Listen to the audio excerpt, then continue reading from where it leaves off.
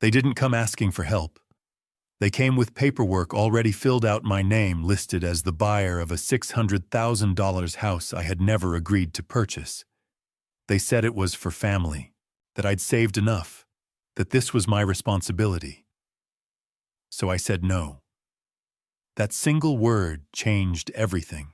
My own son and his wife turned it into a lawsuit, claiming I was mentally unfit and a danger to myself. But when we stood in court, one quiet question stripped their story down to the truth. My name is Gabriel Hayes. I'm 70 years old. Thank you for being here with me today. Before the story unfolds, let me know where you're watching from. By leaving a comment, it truly means more than you know. And a quick heads up before we continue, certain parts of this story have been adapted to enhance storytelling and educational value. Any resemblance to real individuals or situations is coincidental, but the heart of this story is entirely real. The spring in the filter basket of my coffee maker had finally given up. It was an old machine, a reliable workhorse that Alice, my late wife, used to curse at every morning. But it made good, strong coffee, and at 70 years old, I find more comfort in repairing old things than learning new ones. I was twisting a piece of 18-gauge wire into a makeshift coil when the back door flew open. No knock. In my house, only one person does that anymore. "We're here." Nicole's voice sharp and too loud for a Tuesday morning. She swept into my small Oregon kitchen, all perfume and bright colors, followed by my son Matt. She was holding a bottle of wine, a fancy French name I couldn't pronounce, wrapped in a gold bow. "A little something for you, Gabe," she chirped, setting it on my Formica countertop. I stared at the bottle. $80 easy. "You know I don't drink, Nicole." "Oh, silly me." She laughed, a high, brittle sound that always set my teeth on edge. "I forgot. Alice was the wine drinker, wasn't she?" "Oh well, you can save it for guests." Guests, as if I had any. Since Alice passed 5 years ago, this house had been quiet. Nicole knew that. This wasn't a gift. It was a power move. A reminder that she didn't know me and didn't care to. It was a way of saying, the old queen is dead, I'm the new one. Matt, my son, 42 years old, and looking 50, finally spoke. He always looked stressed, like a man drowning slowly, and his eyes darted around the kitchen.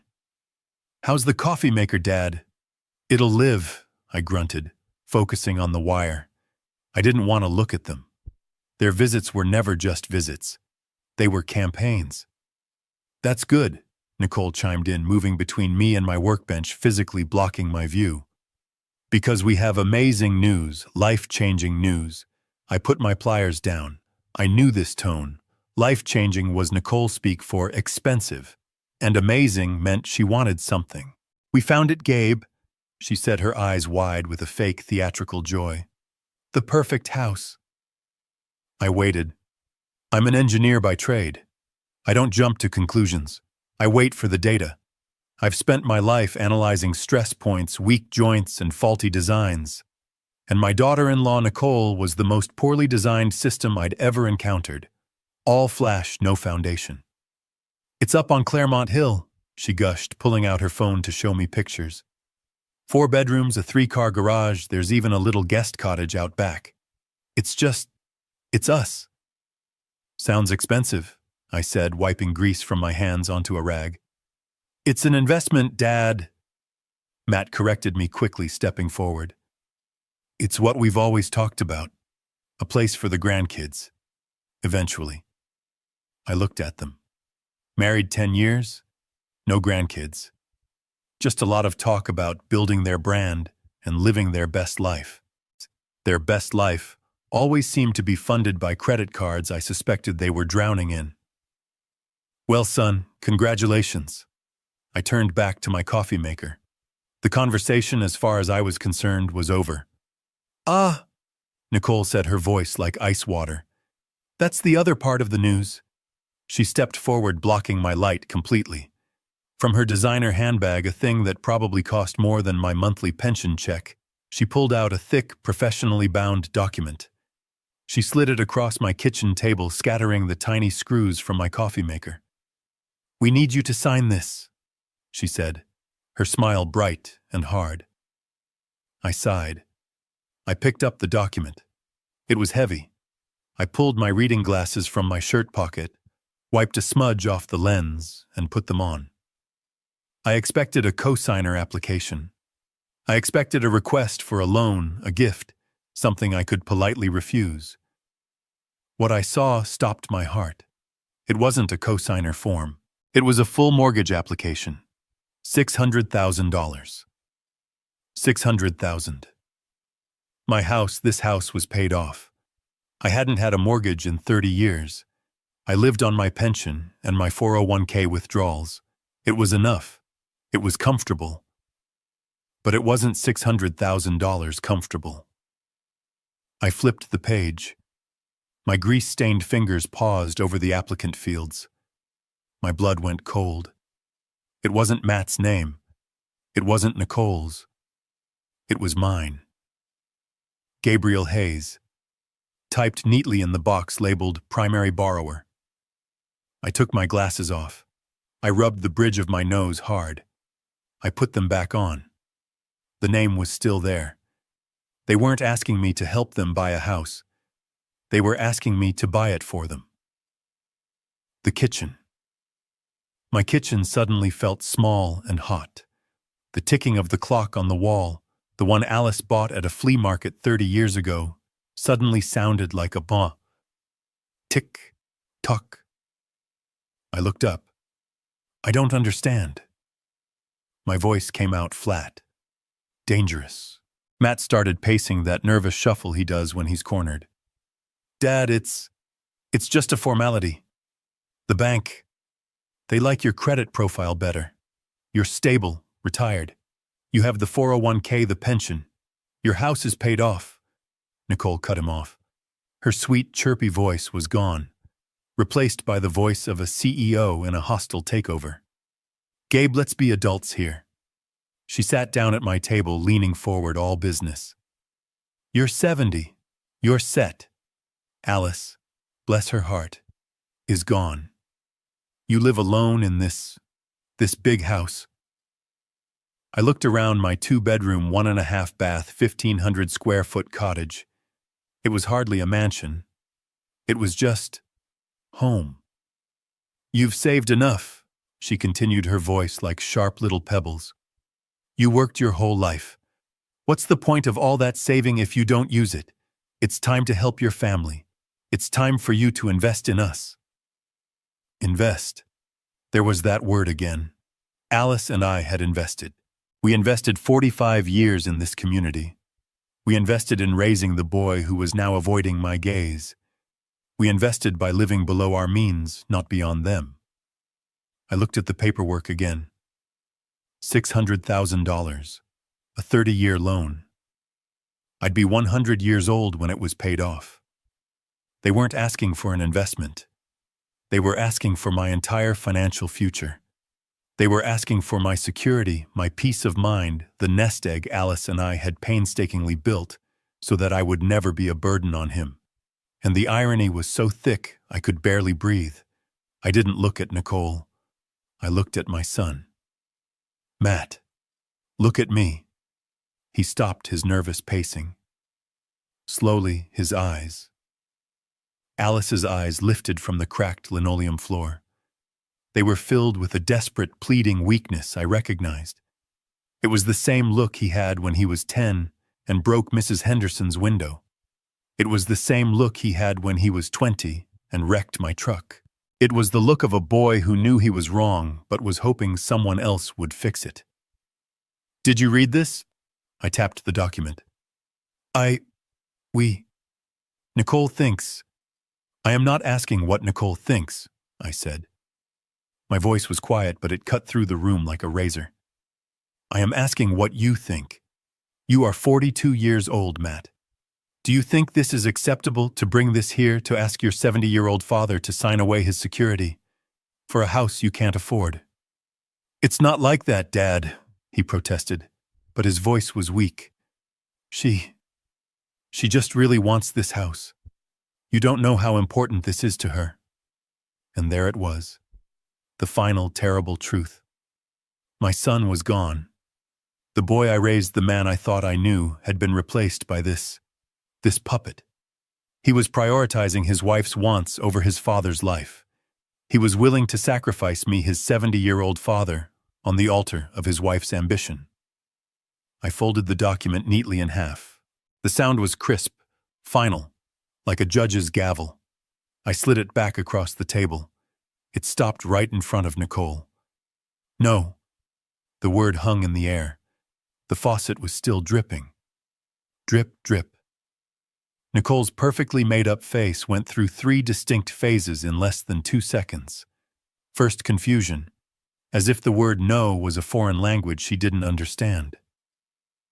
Second, offense, as if I had slapped her. Third, a cold, hard rage that made her eyes look like chips of ice. "What?" she whispered, her voice tight. I said.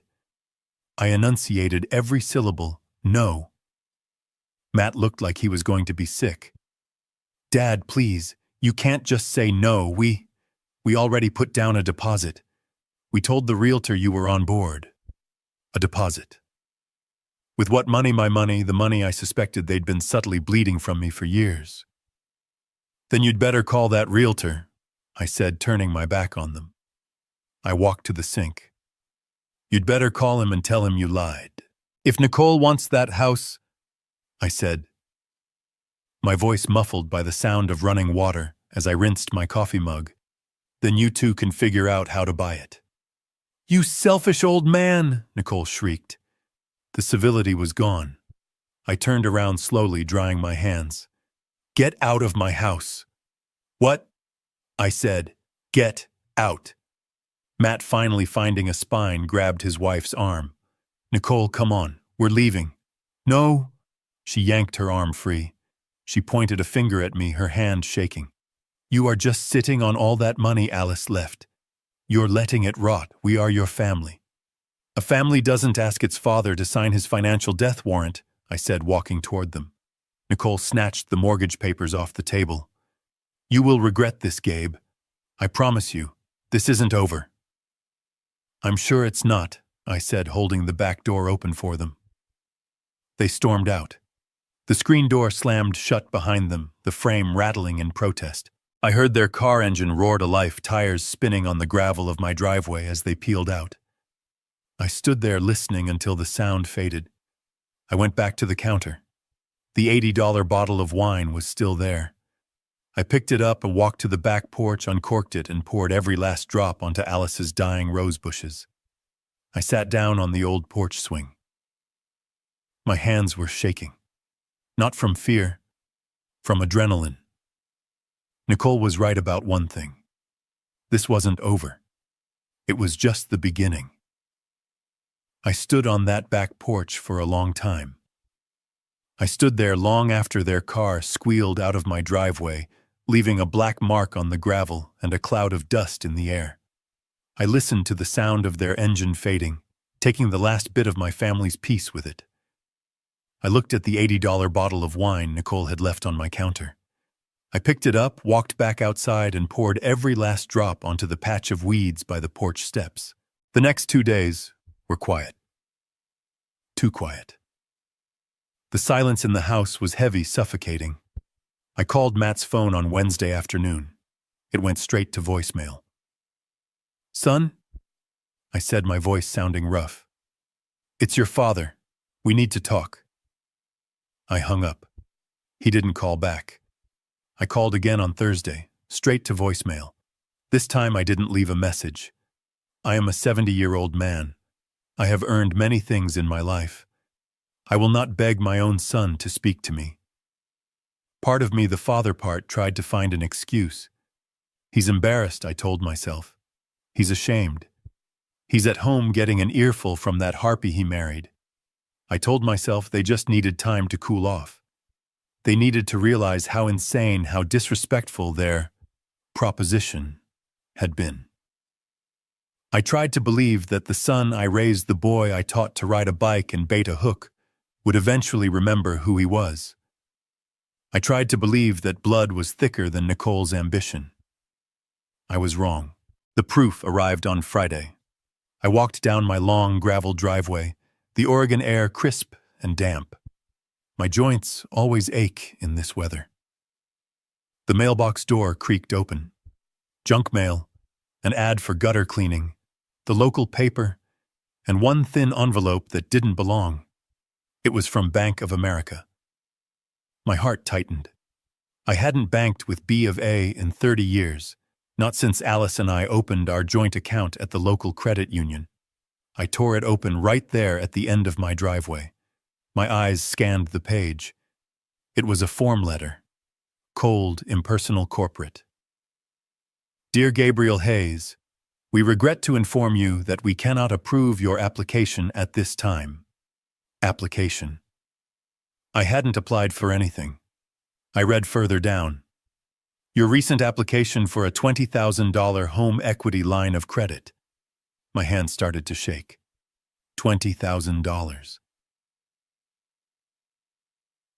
Has been declined due to recent suspicious activity on your credit profile and insufficient income verification. I read the letter again and again. A line of credit. Against my house. The house I paid off in 1997. The house they just tried to get me to buy for them. It wasn't a coincidence. This wasn't a mistake.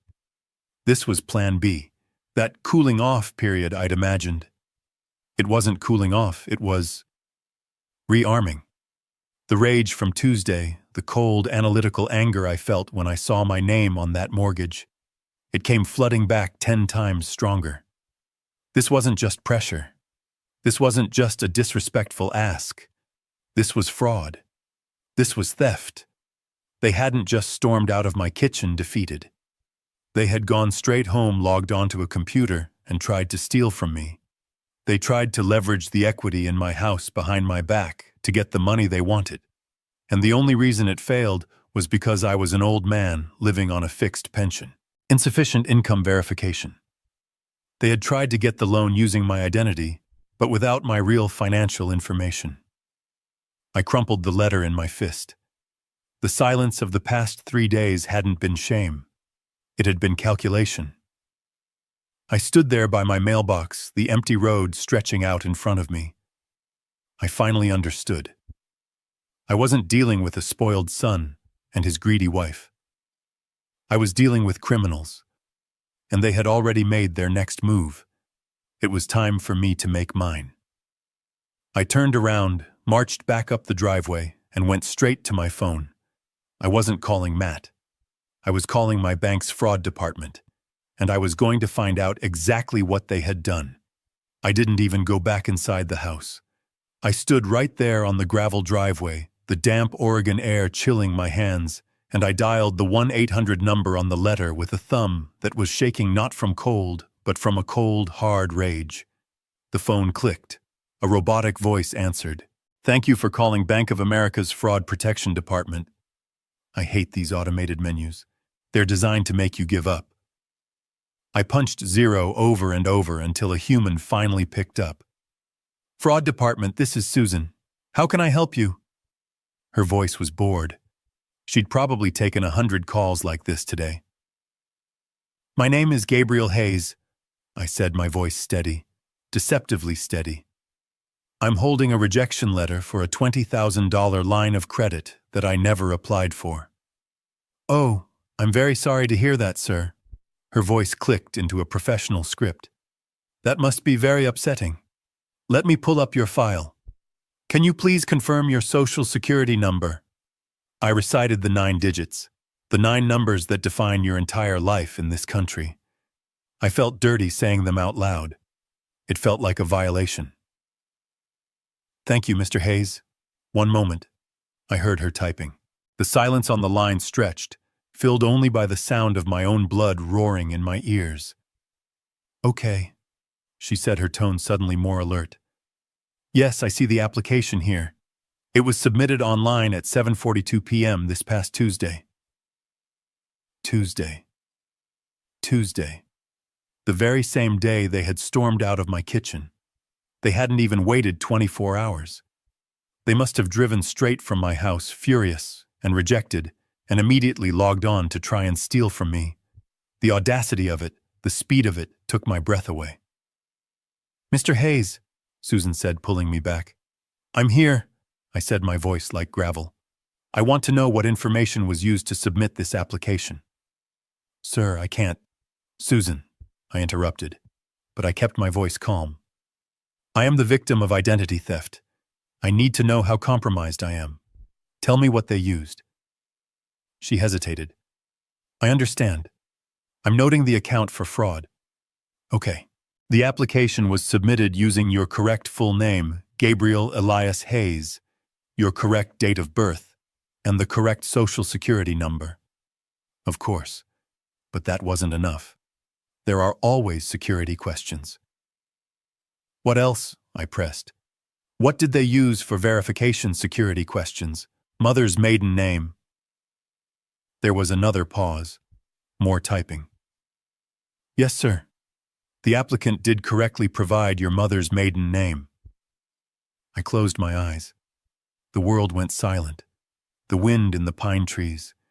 The distant hum of the highway. It all faded. Mother's maiden name. I hung up the phone. I didn't say goodbye. I didn't say thank you. I just let my arm drop to my side.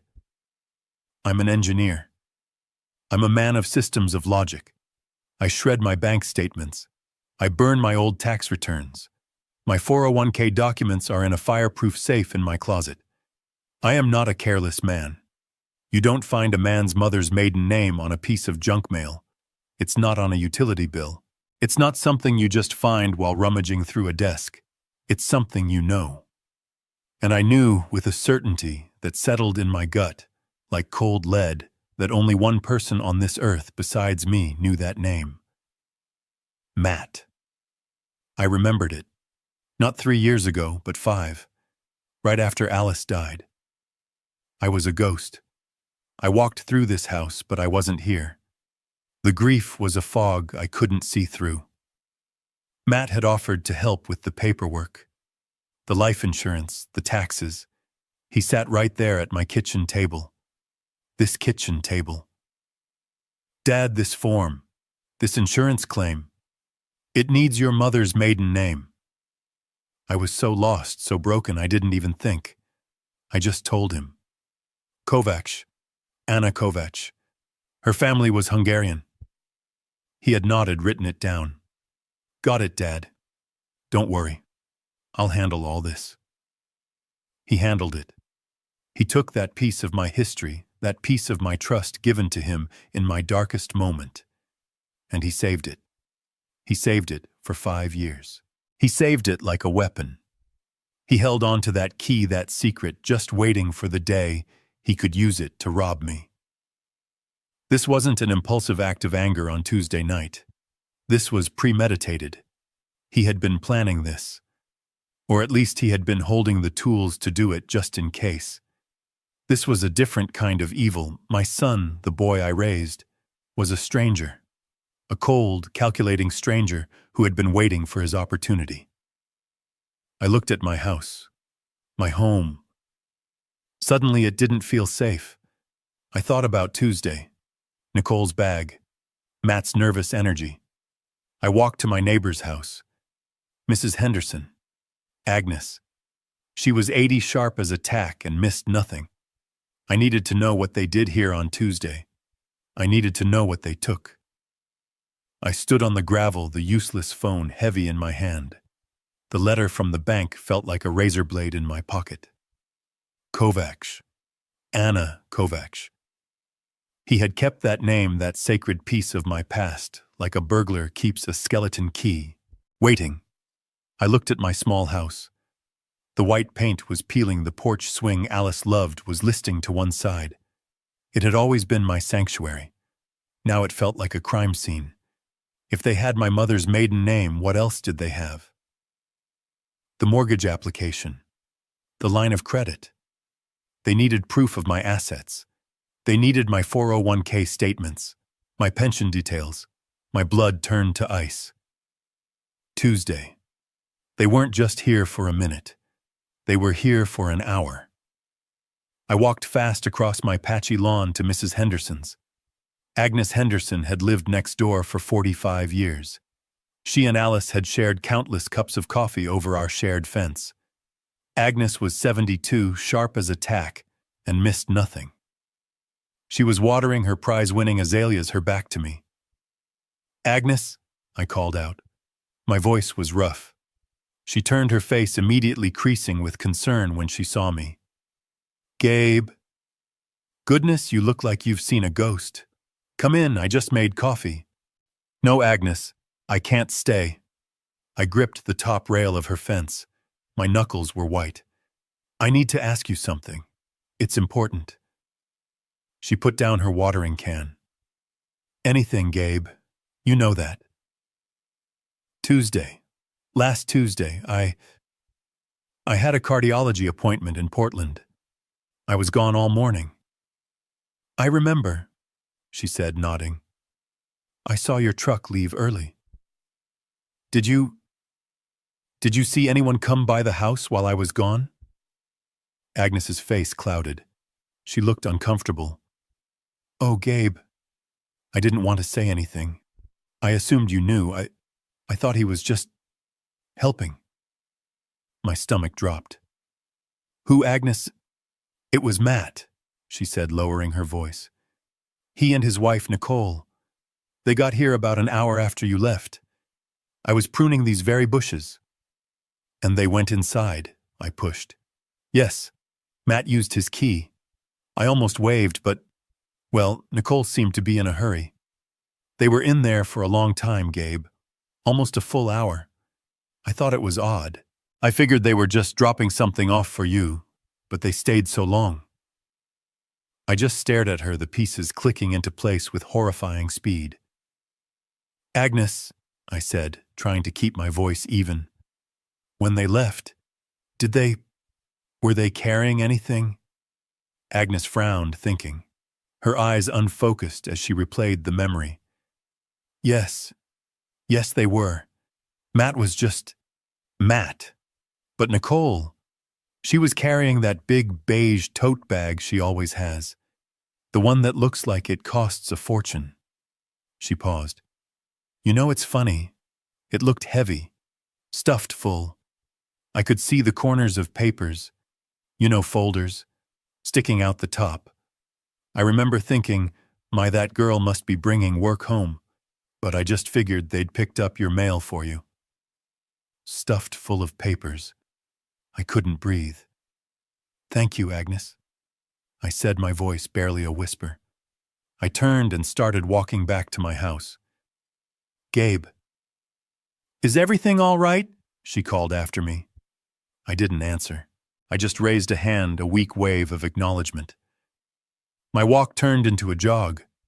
I fumbled with my keys at my own back door, the one Matt and Nicole had walked through so easily. I burst into the kitchen, my heart hammering against my ribs. I didn't go to the safe. That's where I kept the real documents, the ones that mattered. No, I went to the one place a son should respect, the one place a child should never, ever violate. I went to my office. It was more of a nook, really. A small room off the living room where Alice kept her sewing machine and I kept my old roll-top desk. This was where I paid my bills. This was where I kept my day-to-day life. I pulled open the bottom drawer of my metal file cabinet. It didn't screech. It was well-oiled. I'm an engineer. I take care of my tools. But the contents, it wasn't a mess. A stranger would have thought it was perfectly normal. But I knew. The files were out of order. I am a man of systems. My files are alphabetical. Auto insurance, bank statements, house deed, medical, pension. Pension was filed behind taxes. Bank statements was shoved in front of auto. They had been here. They had been in this drawer. I pulled the folders out one by one, my hands shaking so badly I dropped them on the floor. The pension folder, empty. The 401k statements folder, empty. The tax returns folder. They'd taken the last 5 years. I sank into my old wooden desk chair. It groaned under my weight. They didn't just try to steal my identity. They had stolen it. They had come into my home, my sacred space, and rifled through my life. They had taken the proof of my assets. They were building a case. The mortgage application wasn't Plan A. The fraudulent line of credit wasn't Plan B. They were a coordinated attack. They were trying to find out exactly how much I had, where it was, and how they could get their hands on it. The $600,000 house. That was just what they thought they could get. Now, armed with my 401k statements, my pension details, they were coming back for the rest. I looked at the phone on my desk. The old beige rotary phone that Alice had refused to get rid of. I felt so alone. So utterly and completely alone. This was bigger than me. This wasn't a family squabble. This wasn't a spoiled son. This was a conspiracy. I picked up the receiver. My fingers, stained with grease and shaking with rage, fumbled on the numbers. I couldn't call the police. Not yet. Not on my own son. But I knew who to call. The one man Alice had trusted as much as she trusted me. The only other man on earth who knew the truth. "Peterson Law Offices," a crisp voice answered. "Get me Peterson," I said, my voice breaking. "Tell him it's Gabe Hayes. Tell him it's happening." I didn't bother changing my clothes. I still had grease under my fingernails from that morning's coffee maker repair. It felt like a lifetime ago. I grabbed my keys, walked past my ransacked file cabinet, and didn't look back. The engine of my 1998 Ford F-150 turned over with a familiar, comforting groan. It was an old truck, reliable, honest. It had dents and scratches, and every single one had a story. It was a truck that had never lied to me. I pulled onto the 2-lane highway heading east toward Portland. The 90-minute drive was usually something I enjoyed. I'd listen to the oldies station, watch the tall Oregon pines blur past, and think about what Alice would want for dinner. Today there was no music, just the thrum of the engine and the deafening roar of my own thoughts. $50 million. And my son was trying to steal a few thousand from my 401k. I gripped the steering wheel, my knuckles white. I thought about Matt as a boy. I remembered his 10th birthday. He wanted the new Nintendo. All his friends had one. We didn't buy it for him. Instead, I took him to the workshop and we spent a month building a Pinewood Derby car. He cried at first. But when that car won first place, the look on his face, it wasn't the joy of getting something. It was the pride of building something. That's what Alice and I wanted for him. We wanted him to feel that. We wanted him to stand on his own 2 feet. We always agreed. Alice and I, we talked about it countless nights. We saw what money did to other families. We saw our friends the Martins, whose son was in and out of rehab, all funded by their trust fund. We saw the Johnsons, whose daughter hadn't worked a day in her life and treated her parents like servants. "We can't let that happen to Matt Gabe," Alice had said, her voice firm as we sat at the kitchen table signing the final trust documents all those years ago. "He has to be his own man. This money, it can't be a gift. It has to be a responsibility, or it will be a curse." So we kept the secret. We lived on my engineer's salary. We saved. We bought this house. We drove this truck. We lived a good, simple American life. And all the while that other life, the $50 million life, was just sitting there, waiting. Now, as the skyline of Portland pushed up against the gray sky, I felt a cold knot of doubt. Had we been wrong by trying to protect him? Did we just make him hungry? By keeping him from the truth, did we accidentally create this resentment? Did he look at his simple, retired father and feel nothing but contempt? Did he think I was just a foolish old man hoarding a small nest egg when all this time I was guarding a fortress he couldn't even see? I didn't know. I didn't know the man who had rifled through my desk. I didn't know the man who had used his dead mother's insurance claim to steal my mother's maiden name. I only knew one thing. He was my son. And he had declared war on me. I pulled into the parking garage for Peterson's law firm. I didn't have a plan. But I had the truth. And I had a $50 million problem. Peterson's law firm, Peterson, Shaw and Associates, took up the top 3 floors of the tallest glass tower in Portland. It was the kind of place that smelled like old money and new carpet. The receptionist, a young woman in a sharp black blazer, looked at me over the rim of her glasses. I knew what she saw. A 70-year-old man in a worn flannel shirt, decade-old jeans and work boots that still had mud on the heels. I still had grease under my fingernails from the coffee maker. I probably looked like I had wandered into the wrong building, like I was looking for the janitor's office. "Gabriel Hayes for Mr. Peterson," I said, my voice quiet.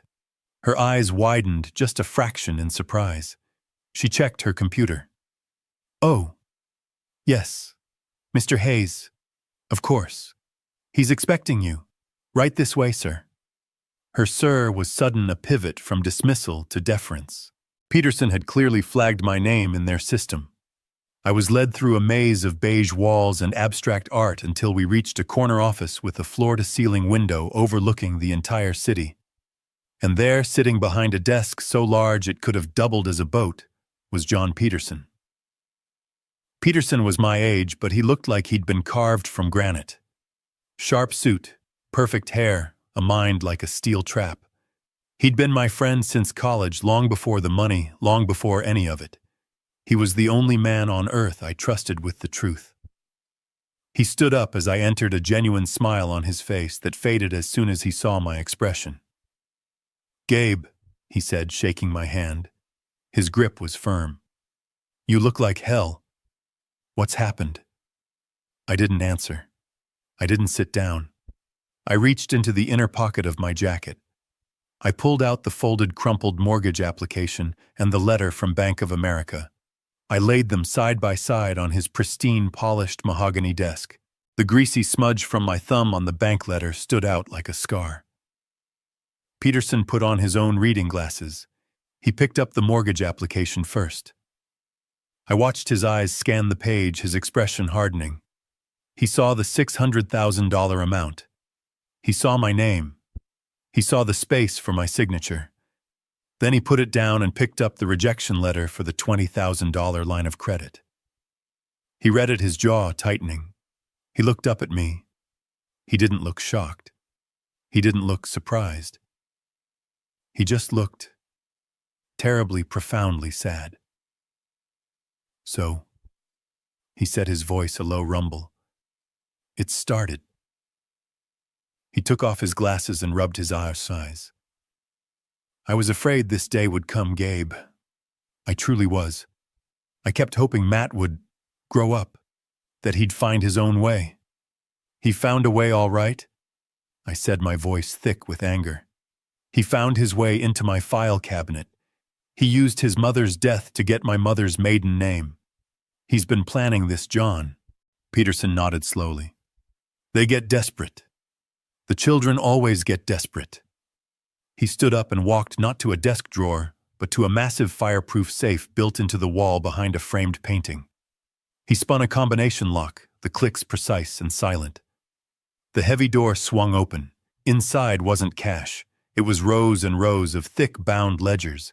He pulled one out. It was dark blue, hardbound, and embossed with gold letters. It didn't say Gabe Hayes. It said, "The Hayes Alice Trust." He placed the massive file on his desk right next to the fraudulent, flimsy mortgage application. The contrast was stark. One was a desperate lie. The other was the $50 million truth. "Well," Peterson said, opening the cover, "Alice was a brilliant woman. She knew this might happen. She insisted on a few safeguards. She called it the character clause." He looked up at me. "The question is, Gabe, are you ready to use it?" Peterson ran his hand over the heavy blue ledger. It was embossed with gold letters, "The Hayes Alice Trust." "Alice was brilliant," he said, his voice a low rumble in the quiet, expensive office. "She knew, she always knew, this day might come." I just nodded. My throat was too tight to speak. Alice always knew. She knew me better than I knew myself, and she knew our son. Let me explain something. Something my son Matt never knew. Something I never told anyone in our small Oregon town. To Matt, to Nicole, to my neighbors. I'm just Gabe Hayes, the retired engineer from the aerospace plant. The guy who lives on his pension and his 401k. The man who drives a 20-year-old truck and spends his mornings trying to fix a broken coffee maker. That's the lie. Or rather, it's the cover story. A cover story Alice and I agreed on 30 years ago. You see, I wasn't just an engineer. I was a very, very good one. Back in the early 80s, long before I went to work for the big plant, I was working in my own garage. I was tinkering. I was obsessed with a single problem: high-temperature friction in turbine engines, and I solved it. I developed a new metal alloy, a ceramic metallic composite that could withstand temperatures that would turn steel to soup. It was lightweight, self-lubricating, and nearly indestructible.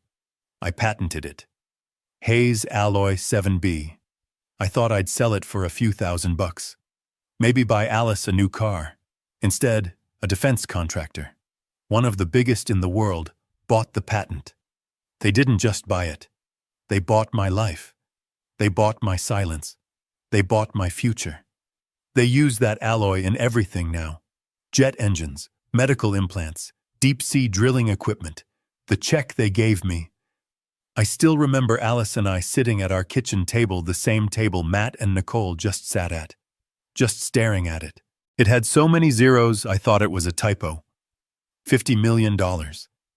Alice and I sat at that table for 3 days. We didn't sleep. We just talked. We could have bought a mansion in Beverly Hills. We could have bought a private island. We could have become them. People like Nicole.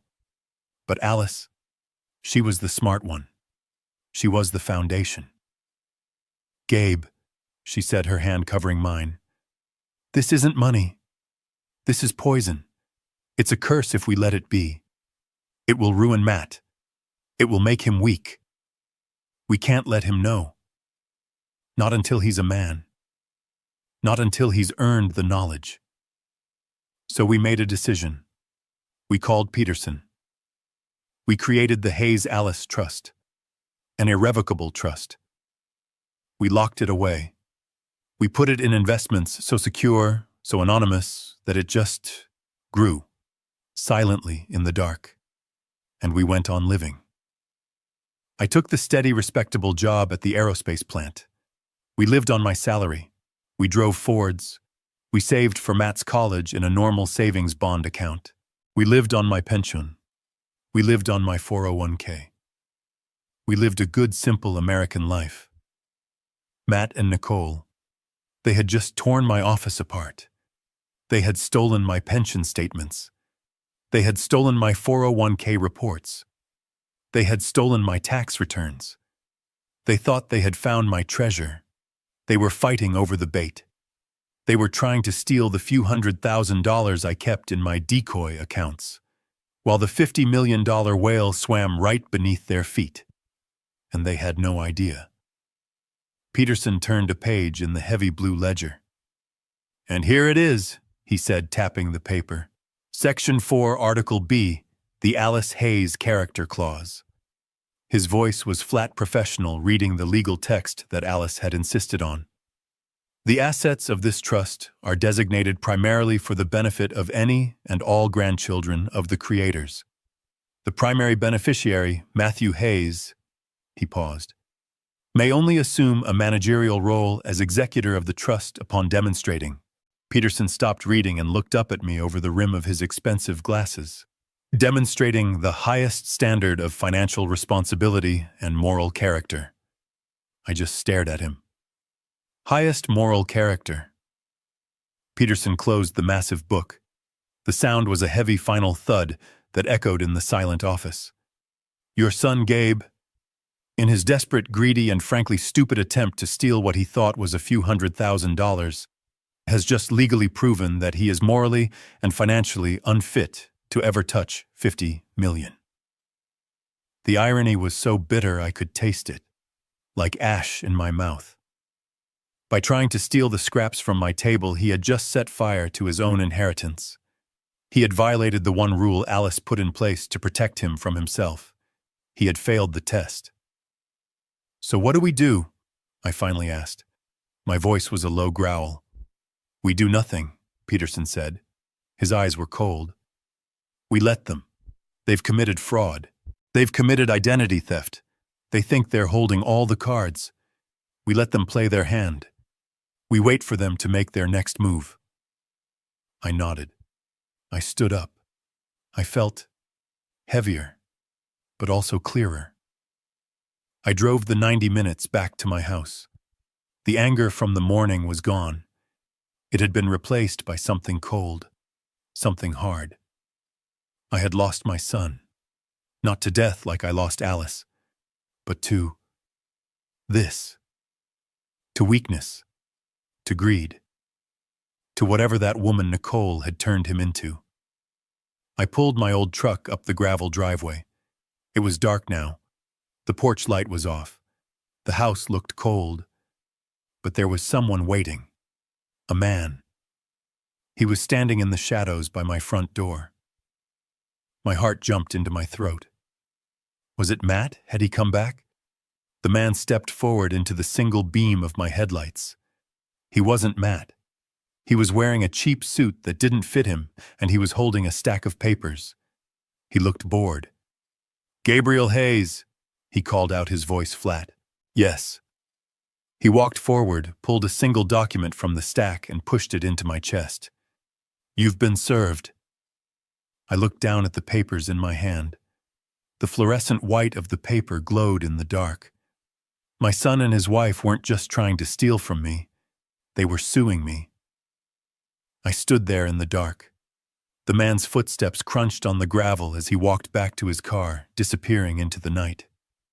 He had left the papers in my hand. They were still warm from his grasp. I didn't move. I just stood there under the single weak bulb of my porch light, the smell of the damp pines thick in the air. I looked down at what he had given me. A summons. A legal document from the state of Oregon County of Clackamas. Nicole Hayes and Matthew Hayes. Plaintiffs versus Gabriel Hayes, defendant. Plaintiffs. Defendant. My son. Suing me. My hands, the hands of an engineer, hands that had built engines and fixed transmissions. They were shaking. I fumbled with the staple, tearing the paper. I skipped past the legal boilerplate, looking for the what, and then I saw it. Seek monetary damages in the amount of $600,000. 600,000. The number just hung there. It didn't seem real. It was an abstraction, a string of zeros. It was the price of the house they wanted. They were suing me for the house. They were suing me for the right to own something they couldn't afford. I felt a bitter, dry laugh try to escape my throat. Of course, this was the next move. This was the, "You will regret this." But then I kept reading, and the laughter died. Because it wasn't just about the money. Oh God, if only it had been just about the money. I read the next line. "And furthermore, petition this court for an emergency hearing to establish a conservatorship over the person and estate of Gabriel Hayes, citing advanced age and cognitive impairment." Cognitive impairment. Conservatorship. The words hit me harder than any physical blow. They weren't just trying to get a house. They were trying to get me. They were trying to take my life. I stumbled back and sat hard on the old porch swing Alice loved. The chains groaned under my weight. I read on my eyes, scanning the sworn affidavits attached to the petition. The lies. They were so detailed. First, Nicole's statement. It was poetry. It was fiction. "I, Nicole Hayes, being of sound mind, do swear that my father-in-law, Gabriel Hayes, did on numerous occasions, including but not limited to Thanksgiving of 2023 and Christmas of 2024, verbally promise to take care of our future and buy us a home as a family asset." I gripped the paper. Thanksgiving. I remembered Thanksgiving. I remembered telling Matt he needed to start contributing to his own 401k, not just relying on mine. Her lies continued. Relying on this repeated promise from my father-in-law, she wrote, my husband and I made significant, irreversible financial decisions. I left my part-time job as a consultant to prepare for our new home, and we placed a substantial non-refundable deposit on the property, all based on his word. A non-refundable deposit. That was the hook. They were claiming promissory estoppel, a legal trap. They were saying they had been damaged by a promise I never made. I never promised them a dime. Alice and I had one rule, one single ironclad rule: you make your own way. We gave Matt an education. We gave him love. We gave him a stable home. We never ever promised him a free ride. And he knew it. But the petition wasn't finished. The next page was worse. It was the request for the conservatorship. It was Matt's sworn statement, or at least it had his signature on it. The words were pure Nicole. My father, Gabriel Hayes, has shown significant signs of cognitive decline over the past year. I read on my stomach churning. He has become dangerously forgetful. He often misplaces his keys and wallet. He has become reclusive, refusing to see family or friends. He has exhibited paranoia, accusing us of things we have not done. They were using my quiet, frugal life as evidence of self-neglect. They were twisting my privacy into isolation. And then came the final dagger. The most alarming sign of his impairment, Matt's statement read, is his complete lack of memory regarding his promise to buy us our home. He became agitated and confused when we presented him with the paperwork, as if he had no recollection of our many conversations. We are not angry. We are terrified. We are afraid he is a danger to himself. We fear he will, in his confused state, mismanage or give away the assets he worked his whole life to build. I dropped the papers. They scattered across the old wooden planks of the porch. I finally understood. This wasn't about a house. The house was just the prize. This was about control. My refusal. My simple, firm no. They weren't seeing it as a boundary. They were twisting it. They were painting it as proof that I was insane. They were building a legal cage for me. Declare me incompetent. Seize control of my estate, the 401k, the pension, the small-town house they thought was my only asset. They would get the $600,000 and everything else. I would be a prisoner locked in a nursing home, legally dead, while they drained my life's work. And the beauty of their plan, the truly evil genius of it, was that the very act of me fighting back, of me getting angry, of me saying they were conspiring against me, would just be more proof of my paranoia. They had backed me into a corner. I sat there for a long time, the cold night air seeping into my bones. The porch swing was silent. They thought they were dealing with a forgetful, simple old man. They thought they had trapped me. They had just made the single biggest mistake of their lives. They thought I was weak. They forgot. I'm an engineer. I don't just fix machines. I find weak points. I analyze systems. And I take them apart piece by piece. This lawsuit wasn't just a threat. It was a declaration of war. I bent down my knees, cracking in protest. I gathered the scattered papers, every single one. I put them in order. Then I went inside, locked my door, and picked up the phone. Peterson Law Offices, the answering service said. This is Gabriel Hayes. I said, my voice as cold and hard as steel. Get me John Peterson.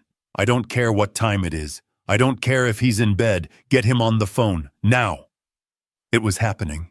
I was in Peterson's office at 9 a.m. sharp. I hadn't slept. I'd spent the night in my old recliner. The lawsuit papers spread out on the floor under the lamplight. I just stared at them, watching the words blur. Cognitive impairment. Danger to himself. Conservatorship. The anger from the night before had cooled. It had settled into something hard, heavy, and cold inside my chest. It wasn't just anger anymore. It was procedure. I was an engineer. I had a complex problem in front of me, a system designed for maximum destruction, and I needed to figure out how to take it apart. When I walked into Peterson's office, he didn't offer me coffee. He didn't ask how I was. He was all business. His massive mahogany desk was clear except for a single slim manila folder.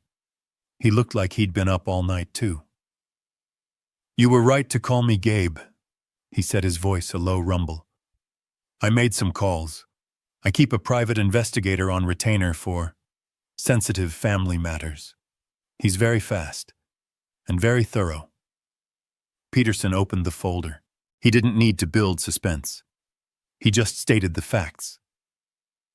"Your son Matt and his wife Nicole," he said, "are not just greedy. They are desperate. And desperate people, Gabe. They're stupid. And they're dangerous." He slid a single sheet of paper across the desk. "This is a summary report from my investigator." He started with Nicole. Her lifestyle, the one she's so proud of. It's a house of cards. Built on debt. I picked up the paper. I'm an engineer. I'm good with numbers. But these numbers, they didn't make sense. It was a credit report summary. "That's not a typo, Gabe," Peterson said, watching my face.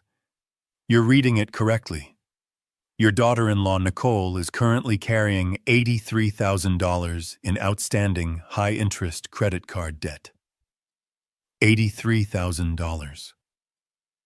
I thought of the $80 bottle of wine she'd brought to my house, the designer handbag, the constant casual, cruel mentions of trips I couldn't afford, restaurants I'd never heard of. "It's all here," Peterson continued, tapping the paper. "American Express, Visa, Nordstrom, Saks, Fifth Avenue, 3 different furniture store cards. She's been living like a millionaire. The problem is, as far as we can tell, she doesn't have a job. Not one she's declared taxes on anyway." She wasn't just bragging. She was panicked. She wasn't just spending. She was drowning. "But Matt," I said the words feeling like ash in my mouth. "Matt has a good job. He's a regional sales manager. He must make good money.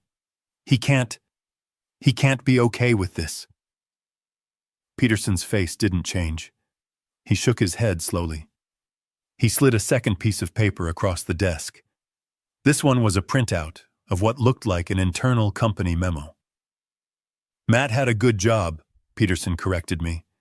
"He was terminated 6 months ago." I stared at the paper. Terminated. Fired. "Why?" I whispered. "Embezzlement," Peterson said. The word was ugly. Clinical. He was caught skimming $5,000 from the corporate expense account. Falsifying receipts. His company, John Deere, didn't want the bad press. They're a family company. They fired him quietly. They gave him 6 months to pay the money back before they pressed criminal charges. The pieces fell into place. Not with a click, with the sound of a building collapsing. 6 months. He had been unemployed for 6 months. He had been pretending to go to work every morning. He had been coming to my house, eating my food, lying to my face. The 6-month deadline to pay back the stolen money. It was probably right. Now. The stolen 401k statements. The fraudulent line of credit. The lawsuit. This wasn't about ambition. This wasn't about living their best life. This was about survival. The house, I said, the realization hitting me. The $600,000 house. "Exactly," Peterson said. "It's not a dream. It's a lifeline. They're bankrupt, Gabe. They're about to lose everything. They're not just trying to buy a house with your money. They're trying to use you. My investigator believes the plan was to get a massive mortgage in your name immediately, take a cash-out equity loan against the property to pay their debts, and then most likely let the house go into foreclosure, destroying your credit, not theirs. A drowning man pulling his own father underwater to use him as a flotation device. I thought about the lawsuit. The claim that I was the one who was cognitively impaired. The accusation that I was the one who was forgetful and a danger to my own finances. They weren't just attacking me. They were projecting. They were accusing me of their sins. I looked at Peterson. They've stolen my identity. They've lied to the court in a sworn affidavit. They've tried to defraud a bank. And Matt embezzled. Yes, Peterson said.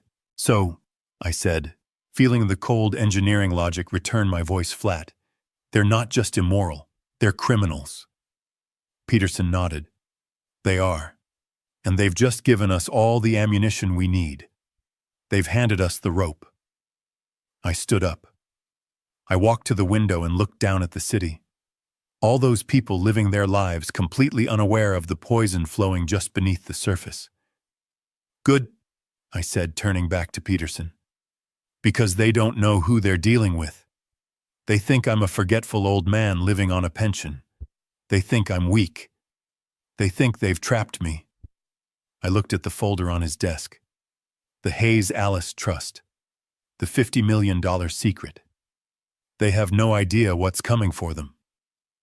Peterson allowed himself a thin, cold smile. No, Gabe. They really don't. I got home from Peterson's office with the investigator's report in my briefcase. The house was cold. The coffee maker was still in pieces on the counter. I sat at the kitchen table. The lawsuit papers were spread out on the worn formica. Cognitive impairment. Danger to himself. Conservatorship. The words seemed to pulse in the quiet room. My phone rang. It vibrated on the tabletop, a harsh buzzing sound that made my teeth ache. I looked at the screen. Matt. I let it ring 3 times, each buzz echoing the hollow space where my trust used to be. Then I picked up. I didn't say hello, I just waited. Dad. His voice was small, hesitant. Not the voice of a confident sales manager. Not the voice of a man suing his father. It was the voice of a child testing the waters. What is it, Matt? My voice was flat. Dad, look, Nicole and I, we've been talking. This whole thing has it's gone too far. I waited. I knew this tone. This was the prelude to a request. This lawsuit, he said, rushing his words. It's just paperwork. It's lawyers being lawyers. We don't want this. Nicole doesn't want this. We just want the house.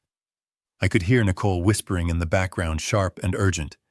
Tell him the deal. Look, Dad. Matt said, his voice suddenly stronger, rehearsed. We can make this all go away. Right now. We call the lawyers. We drop the lawsuit. We drop the conservatorship petition. Everything. It all goes back to normal. All you have to do is sign the mortgage papers. I almost laughed. A dry, bitter sound. It was so arrogant. So stupid. They thought they could file a legal document attempting to strip me of my rights as a human being and then use it as a negotiating tactic. They thought they could accuse me in a court of law of being mentally incompetent and then offer to take it back if I gave them $600,000. It was the logic of a kidnapper. Give us the ransom and we'll return the hostage. The hostage was me. And as I sat there listening to my son's pathetic, manipulative plea, I suddenly remembered another time. Matt was 10. My wallet was on the dresser. Alice and I were getting ready for church. I went to get it, and I noticed the cash was gone. $20. I knew it was Matt. I just knew. I confronted him. He did exactly what he was doing now. He lied. He cried. He denied it. I don't know, Dad. Maybe it fell out. I was soft. I was the dad. I was ready to let it go, but Alice was the foundation. She was the steel. She grabbed the empty wallet, walked into his room, and just stood there. She didn't yell. She just waited. She waited until he broke. He finally pulled the crumpled $20 bill from under his mattress. He sobbed. I just wanted the new video game, everyone else has it. I wanted to hug him. I wanted to say it was okay. Alice didn't move. She looked at him, her eyes clear and hard as diamonds. You will pay it back, she said. Not shouting, just fact. You will mow Mrs. Henderson's lawn. You will wash my car. You will stack firewood. You will work until you have earned $20, and you will give it back to your father. We do not raise thieves in this house. It took him 3 weeks. 3 weeks of blisters and sweat. When he finally handed me that worn, sweaty $20 bill, he was crying again. But they were different tears. He was proud. He had made it right. Alice had been strict, and she had been right. I looked at the phone in my hand. Where did that strictness go? It died with her. After Alice passed, I was the only one left, and I was just the soft dad. I was the one who wanted to fix things. I was the one who saw his sadness and just wanted him to be happy. I paid off his credit card debt when he got in a little trouble after college. I co-signed for his first apartment. I loaned him money for his wedding to Nicole, money I knew I'd never see again. I hadn't been a father. I had been an enabler. Alice hadn't just been raising a son. She had been managing a flaw, a fundamental weakness in his character. And when she died, the dam broke. I hadn't just lost my wife 5 years ago. I had lost my son, too. I just didn't know it until now. This monster on the phone. He wasn't created by Nicole. He was allowed by me. Dad. Matt's voice was tinny nervous. Dad, are you there? Did you hear me? It's a good deal. We'll drop the lawsuit. You just have to sign. The memory of Alice, of her strength, her iron will. It settled over me like a cloak. I finally understood what she would have done. She would have made him face the consequences. My softness was the disease. It was time for the cure.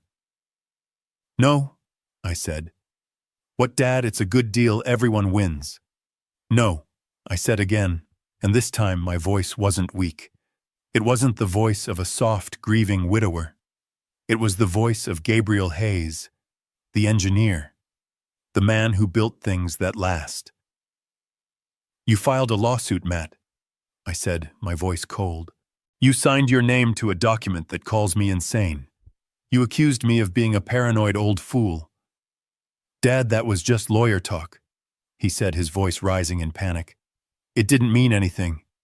It meant everything, I said. You put this in front of a judge. You wanted the court's opinion. Now, you're going to get it. Dad, no. Wait, we can fix this. Don't do this. I'll see you in court, son. I hung up the phone. I looked at the lawsuit papers. I looked at Peterson's report. The battle was just beginning, and I was finally ready to fight. I hung up on Matt. I'll see you in court. The words tasted like acid. I needed air. I needed normal. My truck felt like a cage. Peterson's office was a fortress, and my house was a crime scene. I needed normal. I drove to the Roundup Cafe. It's a small place on Main Street. I've been eating breakfast there every Friday for 30 years. Alice and I had our own booth. Booth number 4, the one by the window. After she passed, I kept coming. It was routine. It was comfort. The bell over the door chimed just like it always does, and the entire cafe went silent. It wasn't just a lull in conversation. It was a stop. Forks on plates stopped scraping. Conversations died mid-word. It was the kind of silence you get when a cop walks into a rough bar or when the town pariah walks into church. Brenda, the owner, was behind the counter. She's a tough woman my age who's probably poured me 1,000 cups of coffee. She usually yells, "Hey Gabe," the usual. She didn't yell, she saw me. Her face tightened, and she immediately looked down, busying herself by wiping a counter that was already clean. I felt cold. a chill that had nothing to do with the Oregon weather. I walked toward my booth. I could feel the eyes on me. Every person in that diner, the ranchers in their work coats, the old-timers at the counter, they were staring. I slid into booth number 4. The vinyl was cracked in the same places. It still smelled like maple syrup and old coffee, but it felt wrong. It felt hostile. Brenda finally came over. She wasn't carrying a coffee pot. She was holding a menu I hadn't looked at since 1995. "Can I help you, Mr. Hayes?" she asked. "Mr. Hayes, not Gabe, not the usual. Mr. Hayes." I looked up at her. Her face was a polite professional mask. The warmth I'd known for 30 years was gone. "Brenda," I said, my voice confused. "It's me, Gabe." "I know who you are, sir," she said, her voice flat. "What can I get you?" Just the usual, Brenda. Black coffee." "Right away." She turned and walked off. She didn't stop to chat. She didn't ask about the truck. She didn't mention the rain. She came back, slapped the mug down so hard the coffee sloshed onto the saucer, and left. The silence in the cafe broke, but it didn't go back to normal. It was replaced by a low, buzzing murmur. Whispers. I tried to ignore it. I tried to drink my coffee. It tasted burnt. I picked up the local paper, but I couldn't read the words. I was listening. I couldn't help it. "Suing his own son," I heard from the booth behind me. No, that was wrong. They were suing me. "Poor Nicole," a woman's voice said from the counter. "She just looked devastated. Said they're just trying to help him." Brenda said he promised them a house. $600,000. And now he's claiming he doesn't remember. Just forgot. Like it was nothing. It's the confusion, that's what I heard. Sad, really. He was always such a nice man. Confusion, forgot. Sad. The words from the lawsuit.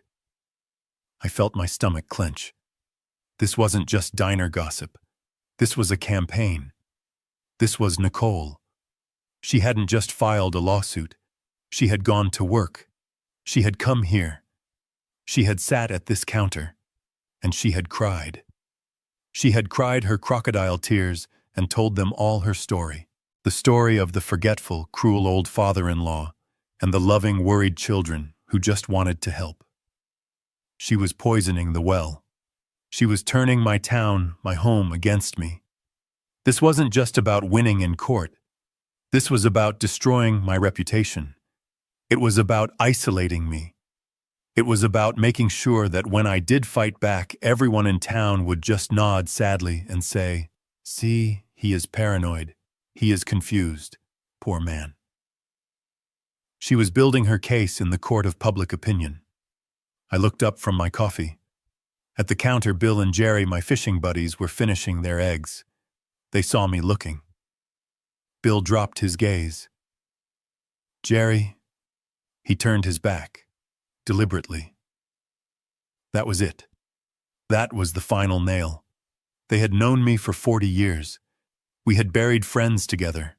We had watched our children grow up. And one tearful, slanderous story from a 40-year-old woman they barely knew. And I was out. I was the crazy old man. I pulled a $5 bill from my wallet and dropped it on the table. The coffee was untouched. I stood up. The whispering stopped again.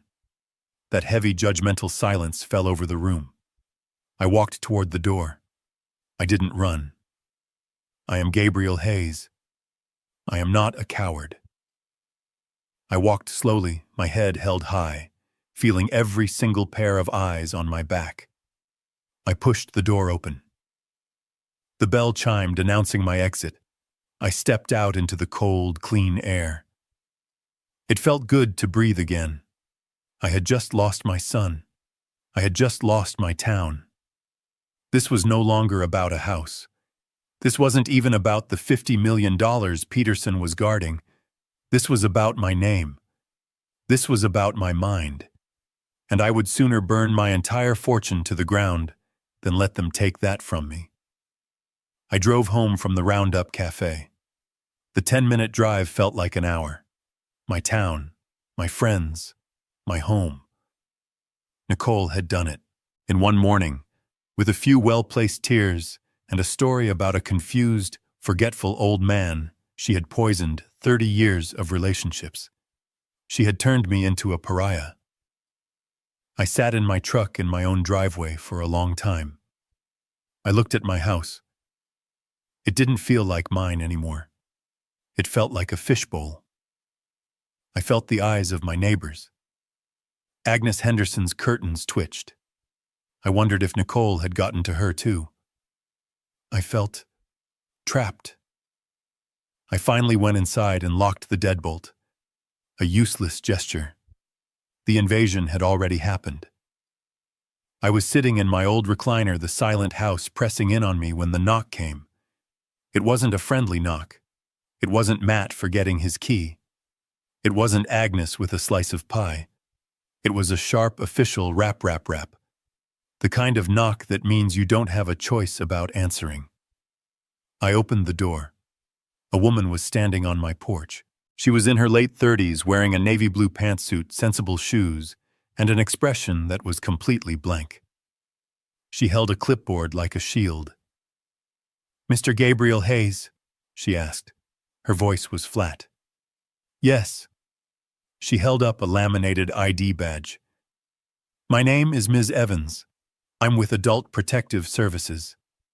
The words just hung there in the cold afternoon air. Adult Protective Services. My stomach turned to ice.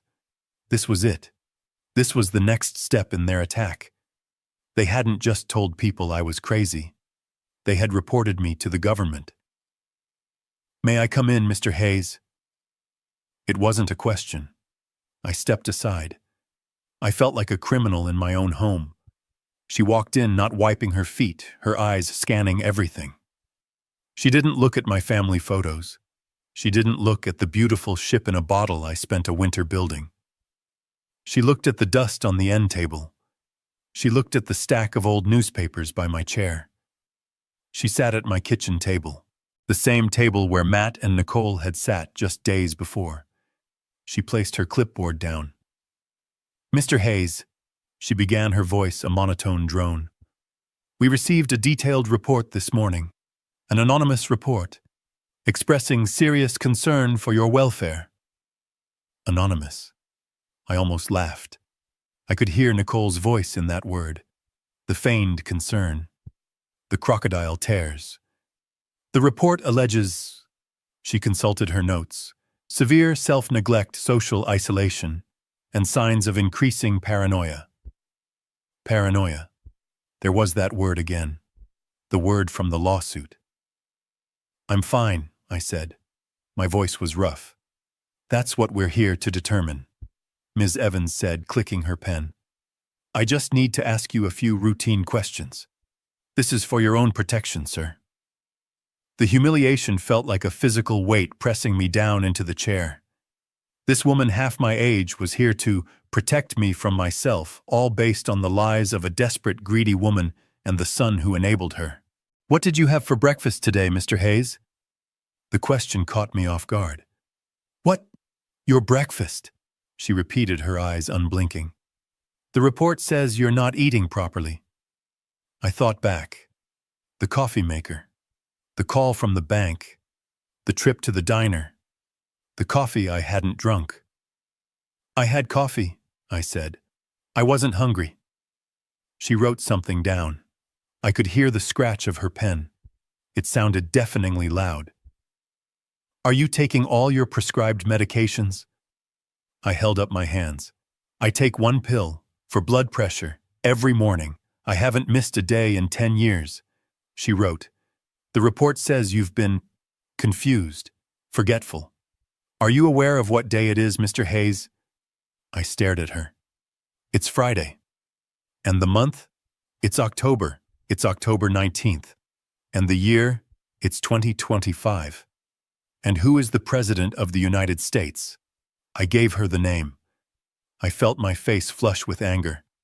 I am an engineer. I designed fuel system components for aerospace. I have balanced budgets that could buy this entire neighborhood. And this woman, this bureaucrat, was asking me if I knew what year it was. She just nodded, writing. Mr. Hayes, she said, her voice softening, but it was a clinical false softness. The report also mentions paranoia. It says you believe your family is conspiring against you.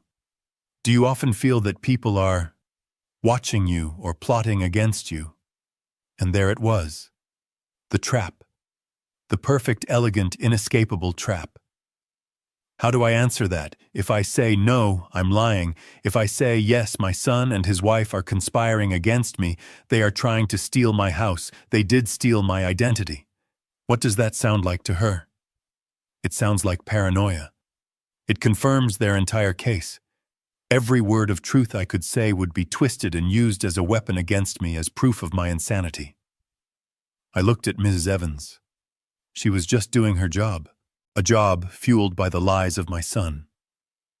I took a slow breath. Ms. Evans, I said, my voice quiet, I believe I am a private person, and I believe my privacy is being violated, but I am not paranoid. She just wrote something down. I understand. Now, Mr. Hayes, I do need to take a quick look around your home, just to verify the living conditions. Standard procedure. She stood up. She didn't wait for permission. I had to follow her. I felt like a visitor, a suspect. I watched this stranger walk through my life, judging every corner of it. She walked into the kitchen. She opened my refrigerator. There isn't much food in here, Mr. Hayes. Her voice echoed slightly. I live alone, I said, my voice tight. I shop every 3 days. I don't like food to go bad. I bought groceries 2 days ago. There's eggs, milk, some vegetables. She didn't reply. She just closed the door. She went to my bathroom. My bathroom. She looked in the medicine cabinet. She saw my blood pressure pills, my shaving cream, my deodorant. She was checking to see if I was capable. Then she went to my bedroom.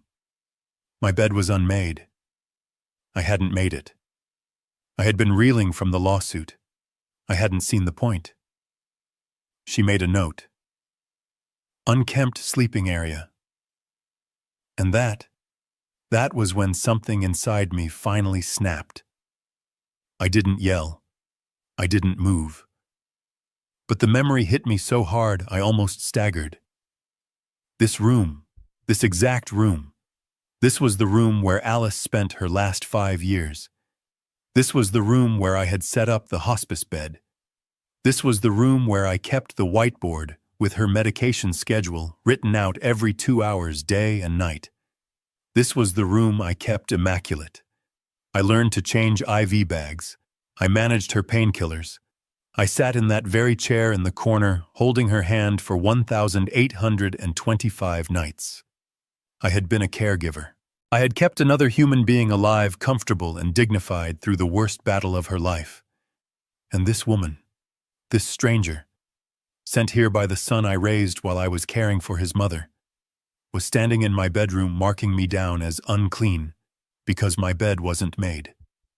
The rage was so pure, so white-hot, I thought it would burn me from the inside out. I said nothing. Ms. Evans finally clicked her pen shut. She turned to me in the hallway. Mr. Hayes, she said back to her neutral bureaucratic tone, the report from your family is detailed, and while you present as coherent, there is a significant discrepancy between their claims and your presentation. There's a discrepancy because they are lying, I said, my voice shaking with contained fury. That's one possibility, she said, not blinking. The other possibility is that you are suffering from anosognosia, a condition where you are unaware of your own deficit. Anosognosia, a clinical-sounding word for crazy. Your family has filed a formal petition with the court for conservatorship, she said.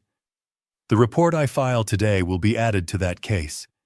Given the conflicting information, I am legally obligated to recommend a full, independent cognitive and psychiatric evaluation. She expected me to fight her. She expected me to yell, to refuse, to prove I was the paranoid, agitated old man they said I was. I did the opposite. I took a deep breath. I smoothed the front of my flannel shirt. Good, I said. Ms. Evans blinked. Good? Yes, good. I looked her right in the eye. Set it up. I want the full evaluation.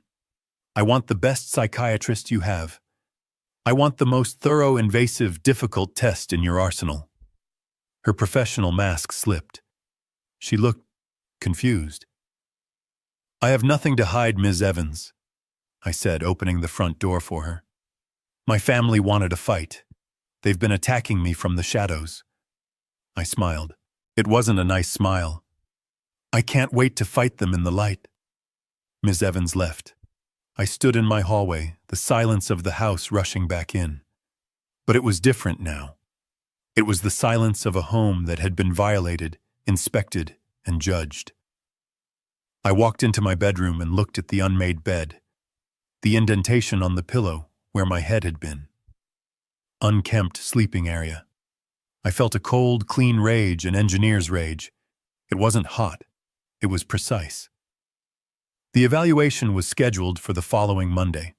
It was 3 hours of methodical insults. A psychologist, a man younger than my son, asked me questions in a soft, condescending voice. Can you draw me a clock, Mr. Hayes? Set the hands to 11:10. I drew the clock. I'm going to give you 5 words. I want you to remember them. Person, woman, man, camera, TV. I'll ask you for them again in 15 minutes. I nodded. I listened to his questions. I answered. I repeated his 5 stupid words. I subtracted 7 from 100 over and over all the way down. At the end, he sighed, putting his own clipboard down. Well, Mr. Hayes, he said, sounding almost disappointed, your cognitive function is perfectly normal. In fact, your recall and logic scores are in the 99th percentile for your age group. You're sharper than most 50-year-olds I see. The Adult Protective Services case was officially closed 2 days later. No findings of impairment. Case closed. I thought for one foolish, naive second that this would be the end. I thought Matt and Nicole, faced with an official report stating I was perfectly sane, would be ashamed. I thought they would retreat. I was wrong. They weren't ashamed. They were emboldened. The call came from Peterson a week later. Gabe, he said, and his voice was different. It wasn't sad. It was hard. They're not backing down. What are you talking about, John? I said. The APS case is closed. I passed their tests. It's over. No, it's not, Peterson said. That's the truly evil part. They filed a new motion with the court this morning, and they attached the APS report as evidence. But the report cleared me. Gabe, Peterson said, and I could hear him turn a page. They didn't attach the final report. They didn't attach the psychologist's evaluation. They attached the initial complaint. The one Ms. Evans filed. The one that alleges you are paranoid. The one that recommends an evaluation. They're presenting the accusation as if it's the finding. I sat down. My legs went weak. They are using their own slander, I whispered, as corroborating evidence for their lawsuit. It's a classic dirty move, Peterson said. They're painting a picture for the judge. Look, Your Honor, we're not the only ones worried. Even APS had to get involved. He's a ticking time bomb. He's paranoid. He's a danger to himself. They're building a cage of lies, and every time you get angry, every time you rightfully accuse them, you just give them more proof that you're unstable. I looked out my window. I saw Agnes Henderson bringing in her mail. She didn't look my way. The poison was still working. So what do we do, John? I felt tired. For the first time, I felt like a 70-year-old man. Then I heard Peterson's voice change. That cold, hard edge was back. "We're ready, Gabe," he said. "Ready for what?" I got the last of the reports back. The ones we ran. The ones that show Matt was fired for embezzlement. The ones that show Nicole is $83,000 in the hole. The ones that show they are both legally speaking bankrupt. I stood up. I felt the strength return to my legs. "They've made their case, Gabe," Peterson said, and I could almost hear him smile. It was not a nice smile. "They think they're putting a confused old man on trial. They think they're fighting for your 401k. He paused. "They have no idea. They're about to face a $50 million financial indictment. Before I tell you what happened when we finally stepped into that courtroom, I need to know if you're still here with me. Comment 'still here' or simply type 70 below so I know you're still standing with me. And just a quick note before we continue. Parts of what comes next have been thoughtfully adapted for storytelling and educational purposes and may not reflect every real-world detail. If you'd rather stop here, this is the moment to do so. The Clackamas County Courthouse is not an impressive building. It's a block of beige concrete and dark glass built in the 70s that smells like stale coffee and floor wax. It's a place for speeding tickets and property disputes, not high-stakes drama. But as I walked through the metal detector, my old belt buckle beeping, it felt like the Supreme Court. Peterson was already there waiting for me. He wasn't carrying his massive blue ledger. He just had a slim, mean-looking briefcase. He nodded at me, his face like stone. "Gabe, you ready for this?" "I'm ready, John." "Good," he said, "because they're already here, and they're putting on a show." We pushed through the double wooden doors into courtroom 3B. It was exactly as I pictured. Fluorescent lights humming overhead, worn wooden benches, the state flag of Oregon hanging limply next to the judge's empty chair. And then I saw them. They were sitting at the plaintiff's table side by side, my son Matt and his wife Nicole, and they were in mourning. I stopped. I actually stopped in the aisle. Nicole was dressed head to toe in a severe, expensive-looking black suit. Not navy, not charcoal. Black. Funeral black. Her hair was pulled back in a tight, joyless bun. She had a single strand of pearls on. Alice had a strand just like that. The sight of it made my stomach clench. She wasn't looking at me. She was staring straight ahead, her expression one of profound, tragic sadness. In her hand, she held a small, white, lace-edged handkerchief. Every few seconds, she would lift it not to her eyes, but to the corners of her eyes. A delicate, practiced dab, dab, dab. There were no tears. It was just the gesture. A performance for the judge, for the court, for anyone who was watching. And Matt, my son. He was in a dark suit, too. His face was pale. He looked somber. He looked like a man burdened by a terrible, necessary responsibility. The dutiful son forced to make the hardest decision of his life. He saw me. His eyes met mine for a second. I saw no guilt. I saw no shame. I saw pity. He pitied me. He genuinely believed the lie they had constructed. He had convinced himself that he was the hero of this story, the man stepping in to save his poor, confused father from himself. The sheer, staggering arrogance of it. It almost made me smile. Their lawyer, a slick-looking man in a suit that was too shiny, leaned over and whispered something to Nicole. She nodded, her face a perfect mask of sorrow, and dabbed her eyes again. They were mourning me. They were sitting in a courtroom dressed for my funeral, trying to bury me while I was still standing right in front of them. They were acting out the final scene of their play, the tragic end of poor old Gabe. I walked past them, my work boots echoing on the linoleum floor. I sat down at the defendant's table next to Peterson. I didn't look at them again. I looked at the empty judge's bench. They had built their entire case on a lie. That I was weak, that I was confused, that I was forgetful. They had no idea that I remembered everything. The bailiff stepped forward. All rise. The performance was about to begin. Their lawyer, the one with the suit that was too shiny, stood up. The plaintiffs called Nicole Hayes to the stand. The entire courtroom watched her. She moved as if she were walking on glass. Her steps were slow, her head bowed. She held that ridiculous lace handkerchief in one hand.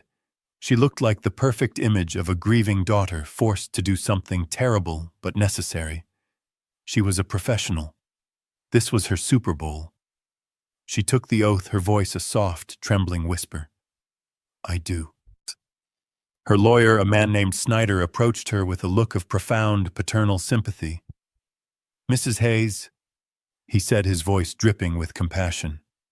I know this is incredibly difficult for you. Can you please tell the court in your own words about your relationship with your father-in-law?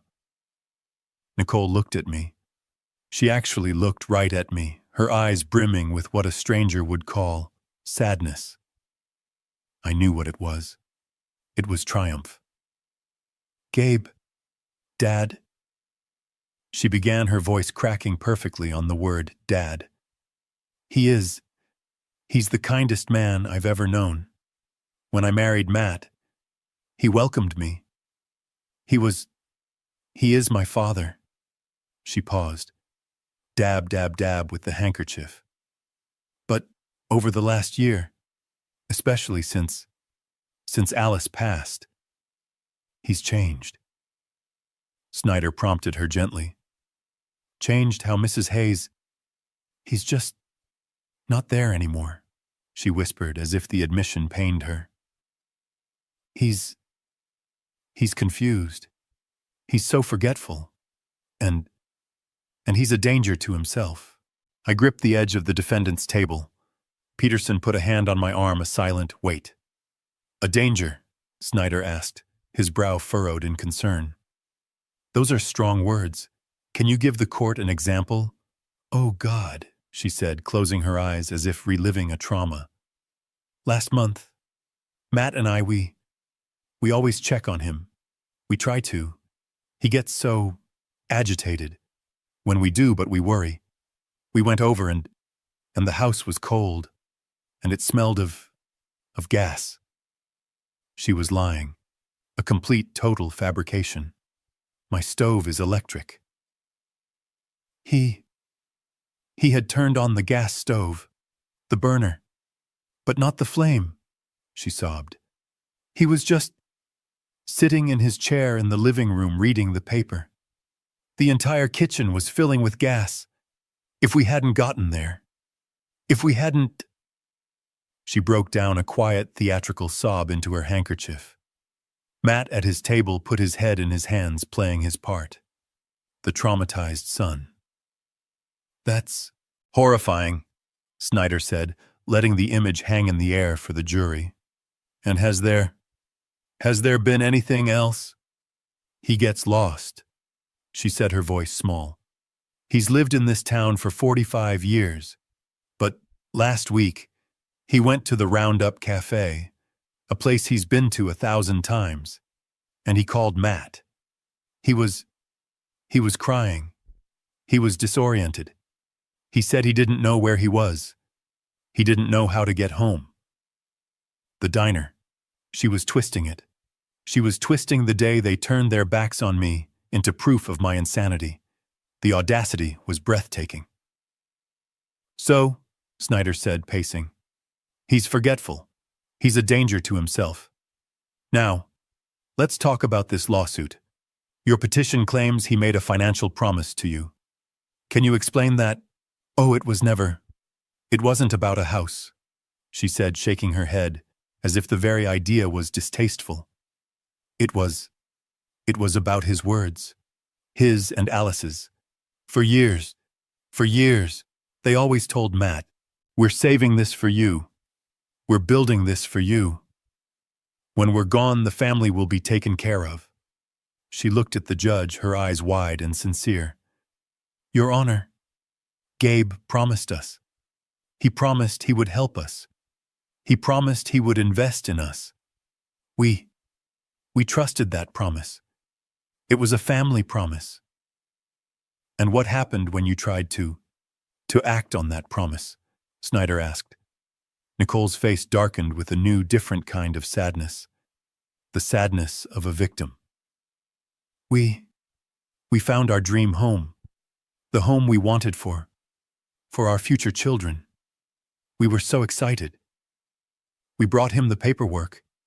It was just a formality. We thought he'd be happy for us. And was he? She took a sharp, shaky breath. He was a different person. His eyes, they were cold. He accused us. He accused Matt of trying to steal from him. He called me. He called me names I can't repeat in court. Another lie. I hadn't called her anything. I had just said no, but no wasn't dramatic enough for her story. "He threw us out," she said, her voice rising in remembered panic. "He threw us out of his house. He was violent in his refusal. He wasn't confused anymore. He was mean." That's when we knew. That's when we realized the man we loved, our father, was gone. Replaced by this angry, paranoid stranger. She had done it. She had painted the perfect picture. I wasn't just a forgetful old man. I was now a volatile, angry, paranoid old man, a danger to myself and to others. Snyder let her words hang in the air. He walked back to his table, then turned as if struck by a final noble thought. "So, to be absolutely clear, Mrs. Hayes, this petition, this lawsuit, it's not about money, is it? It's not about the $600,000. This was the moment. The climax of her performance. She turned her gaze from her lawyer to the judge. The judge, a woman in her 60s with intelligent, tired eyes, looked back at her unblinking. Nicole's fake tears finally truly welled up and spilled over. Her voice was a masterpiece of broken devotion. "Money, Your Honor. How could this possibly be about money?" she choked out. "We're his family. We love him. We just want to protect him. We just want to get him the help he needs. We want to manage his affairs so he can't hurt himself, so he can live out his years in safety and dignity." And then she went for the kill. The final vicious twist of the knife. And, she said, her voice breaking completely, "We want to fulfill his late wife's greatest wish." I felt my blood run cold. "Alice," Nicole whispered as if speaking of a saint. "Alice always said that her only job in this world was making sure her family was taken care of, that Matt was safe. We're just trying to do what she would have wanted." I closed my eyes. The desecration was complete. She had taken the memory of my wife, the memory of Alice's love and strength, and she had twisted it. She had forged it into a weapon to justify her own bottomless, pathological greed. She had painted Alice, my Alice, as her accomplice. I heard a sniffle from the public gallery. Someone was buying it. I looked at Matt. He was sitting at his table, his head bowed, his shoulders shaking slightly. He was nodding. He was actually nodding along to her story. He had heard the lie so many times he now believed it himself. Nicole dabbed her eyes one last time. "We just want our father back," she whispered. She stepped down from the stand, a perfect portrait of tragic, dutiful love. The courtroom was silent. The judge made a note. Snyder looked at Peterson, his expression smug. "Your witness," he said. But Peterson didn't stand up. Not yet. He just looked at me. I nodded. It was my turn. Snyder sat down looking like a cat that had just swallowed a canary. He was smug. He looked at Peterson. Your witness. I felt my hands grip the wood of the defendant's table. I expected Peterson to call me. I expected him to put me on the stand, to deny the lies, to deny the gas stove, to deny the violent outburst. Peterson stood up slowly. He was a big man, but he moved with a quiet, deliberate grace. He wasn't flashy like Snyder. He was granite. The defense calls Matthew Hayes to the stand. A wave of confusion rippled through the courtroom. I heard Nicole's sharp intake of breath. Matt, my son, looked up, his face a mask of complete shock. Snyder shot to his feet. Objection, Your Honor. Mr. Hayes is my client. He is a plaintiff. The defense cannot call my client as their witness. Peterson didn't even look at him. He addressed the judge, a stern-looking woman in her 60s named Judge Evans. Your Honor, Peterson said, his voice a calm rumble. Mr. Hayes is not just a plaintiff seeking monetary damages. He is the proposed conservator. This hearing is to determine his father's mental capacity, and if that capacity is found lacking, to determine if Mr. Hayes is a suitable person to manage his father's life and estate. His character, his motives, and his judgment are not just relevant. They are the central issue of this entire proceeding. I intend to examine those motives. Judge Evans looked at Snyder. This is a conservatorship hearing, Mr. Snyder, not a simple civil suit. I'm allowing it. Objection overruled. Mr. Hayes, take the stand. I watched my son. I watched him walk that long, lonely path from the plaintiff's table to the witness box. He looked small in his dark, somber suit. He passed right by me. He wouldn't meet my eyes. He placed his hand on the Bible. I thought he's about to lie on the same Bible his mother read every Sunday. He swore the oath, his voice barely a whisper. I do. He sat down. He looked terrified. Peterson approached the box. He didn't attack. His voice was soft, almost kind. Mr. Hayes, you've just heard your wife's testimony. It was very moving. You must be terribly worried about your father. Matt visibly relaxed. This was familiar territory. The script. Yes, sir, he said, nodding, finding his footing. We both are. He's just not the man he was. He's confused. He's angry. We're scared for him. Scared for him, Peterson repeated, nodding. And you're worried about his finances, that in his confused state, he might mismanage them. Yes, he worked his whole life for what he has, Matt said, gaining confidence. We just want to protect that. Protect his legacy. It's what my mother Alice would have wanted. I felt my blood turn to ice. He dared. He dared to speak her name. He dared to use her as a shield for this. I looked at Peterson. Peterson's face was stone. So, Mr. Hayes, Peterson continued, his voice still soft. All of your actions, this lawsuit, this petition to have your father stripped of his rights, all of this comes from a place of love, of concern. Yes, Matt said, his voice firm now. 100%. We just want to help him. Help him, Peterson murmured. He paced a step. Then he turned, and the kindness was gone.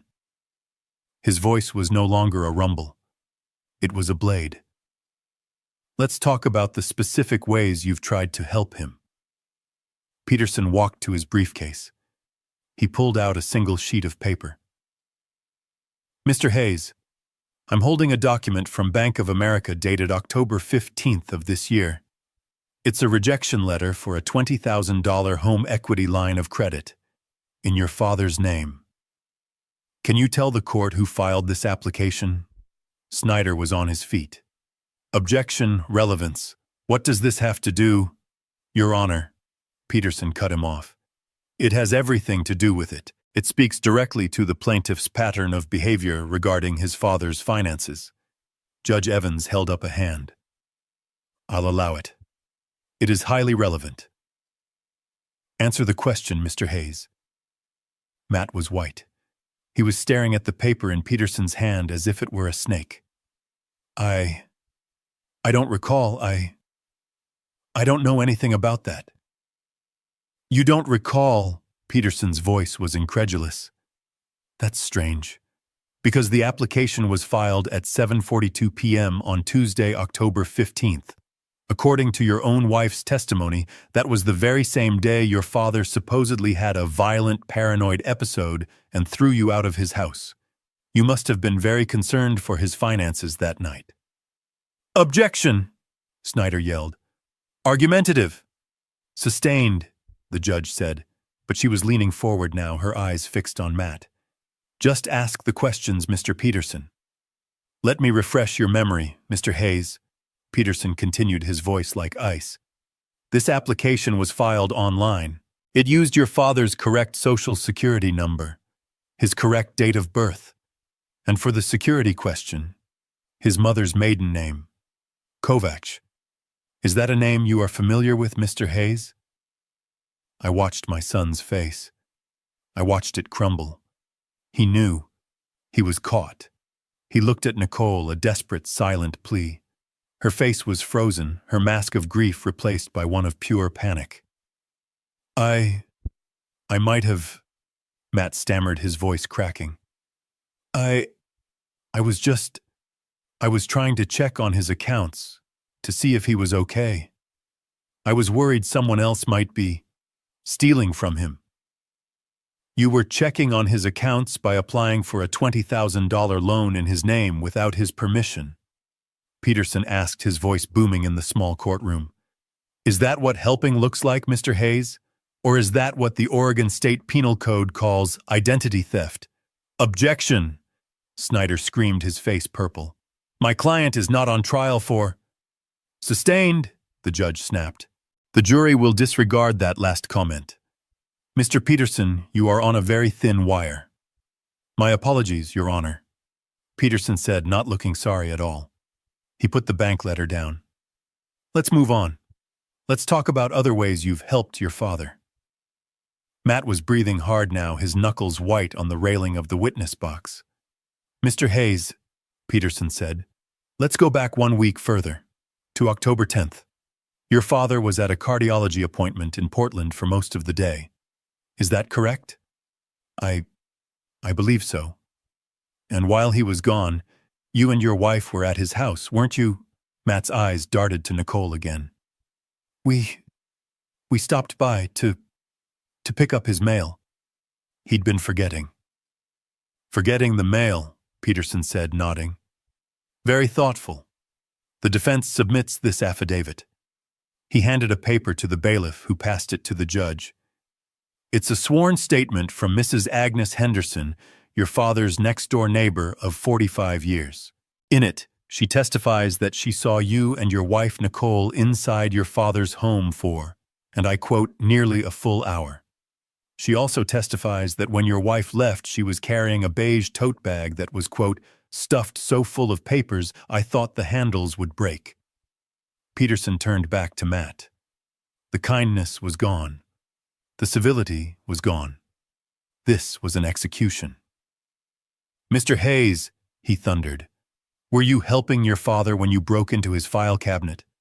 Were you protecting him when you stole his 401k statements, his private pension documents, and his personal tax returns? We were worried, Matt shouted, his voice breaking. We were looking for his will. We were afraid.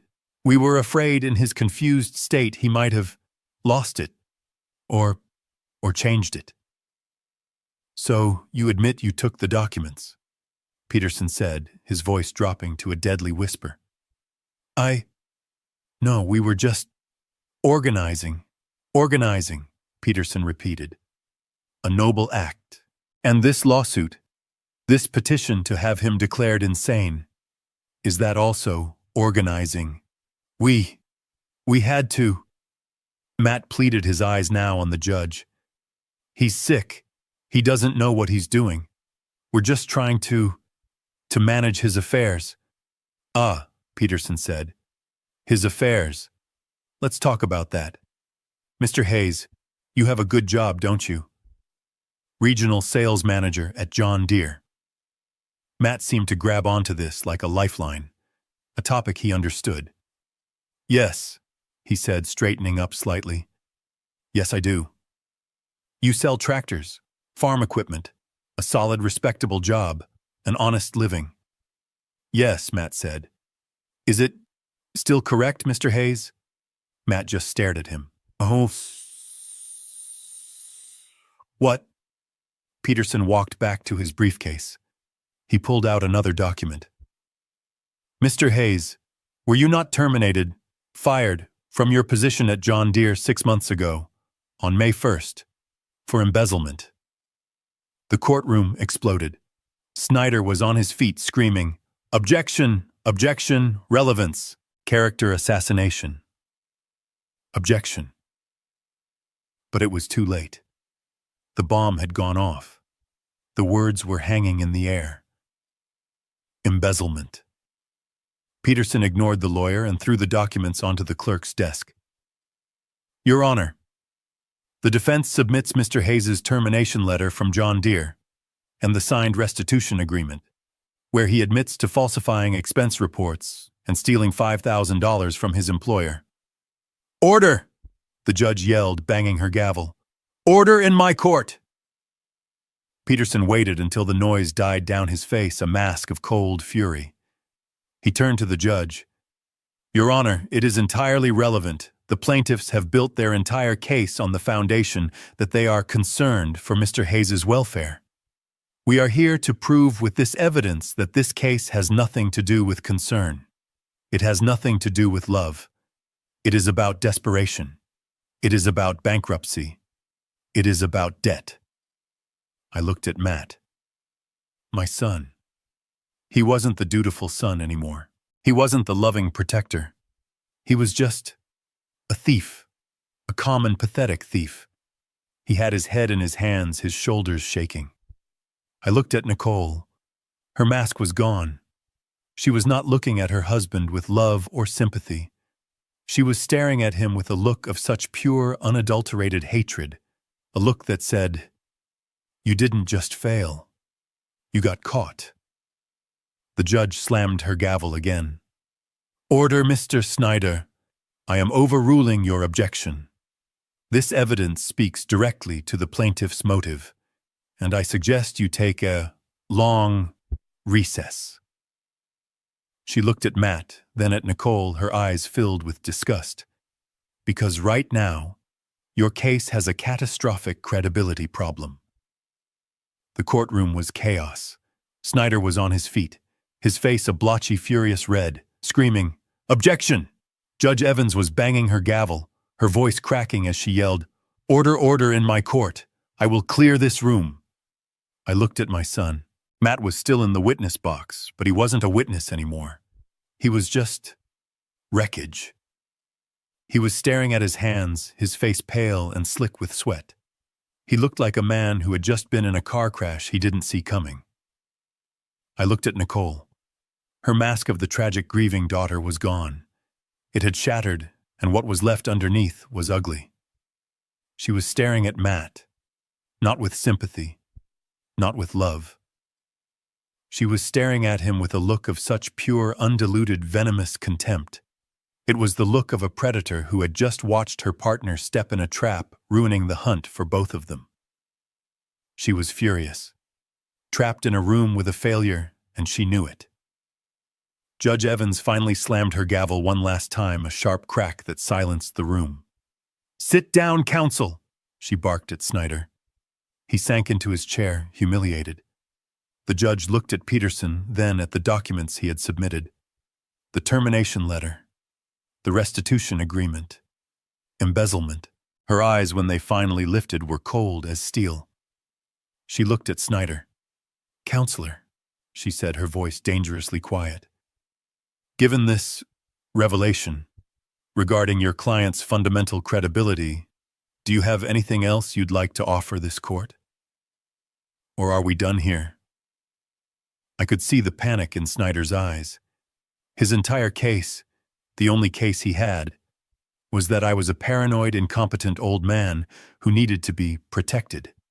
And Peterson had just proven in less than 5 minutes that I wasn't paranoid at all. I was being hunted. Snyder stood up. He was sweating. I could see the dark patch on the back of his shiny suit jacket.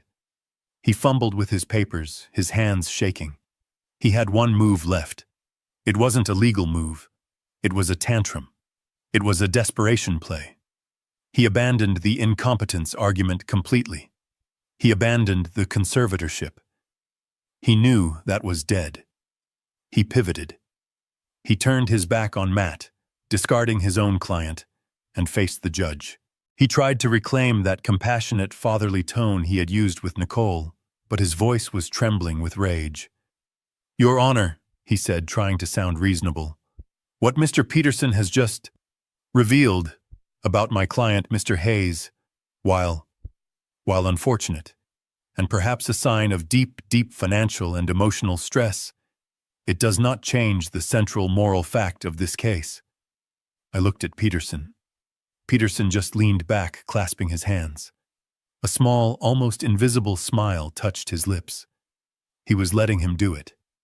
He was handing him the rope. "And what moral fact is that, Counselor?"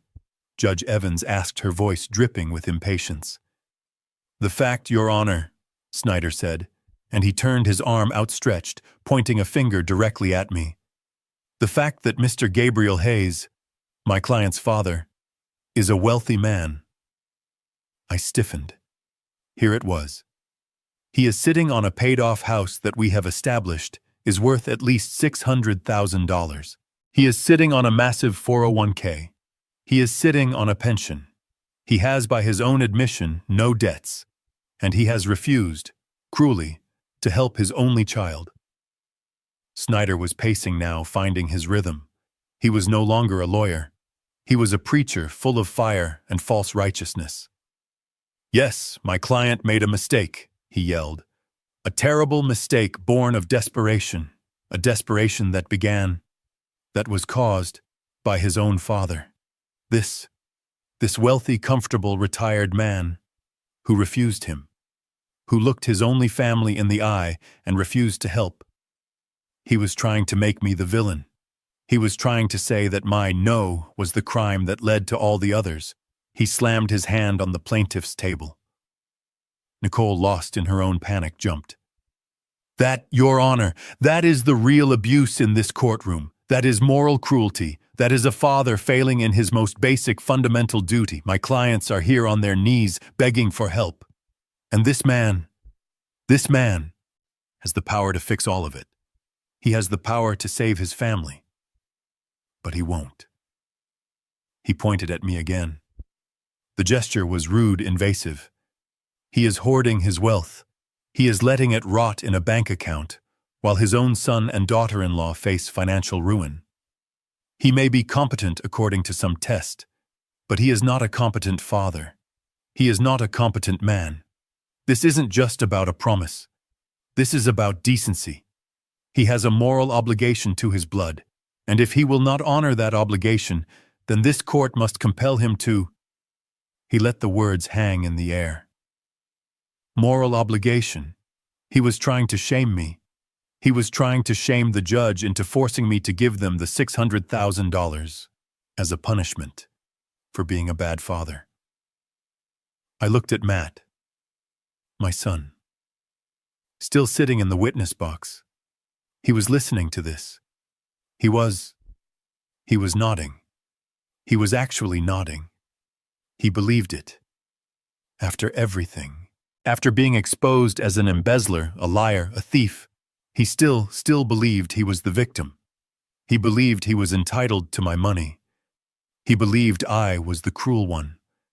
The rage in my chest was so cold it burned. This was the man I had raised.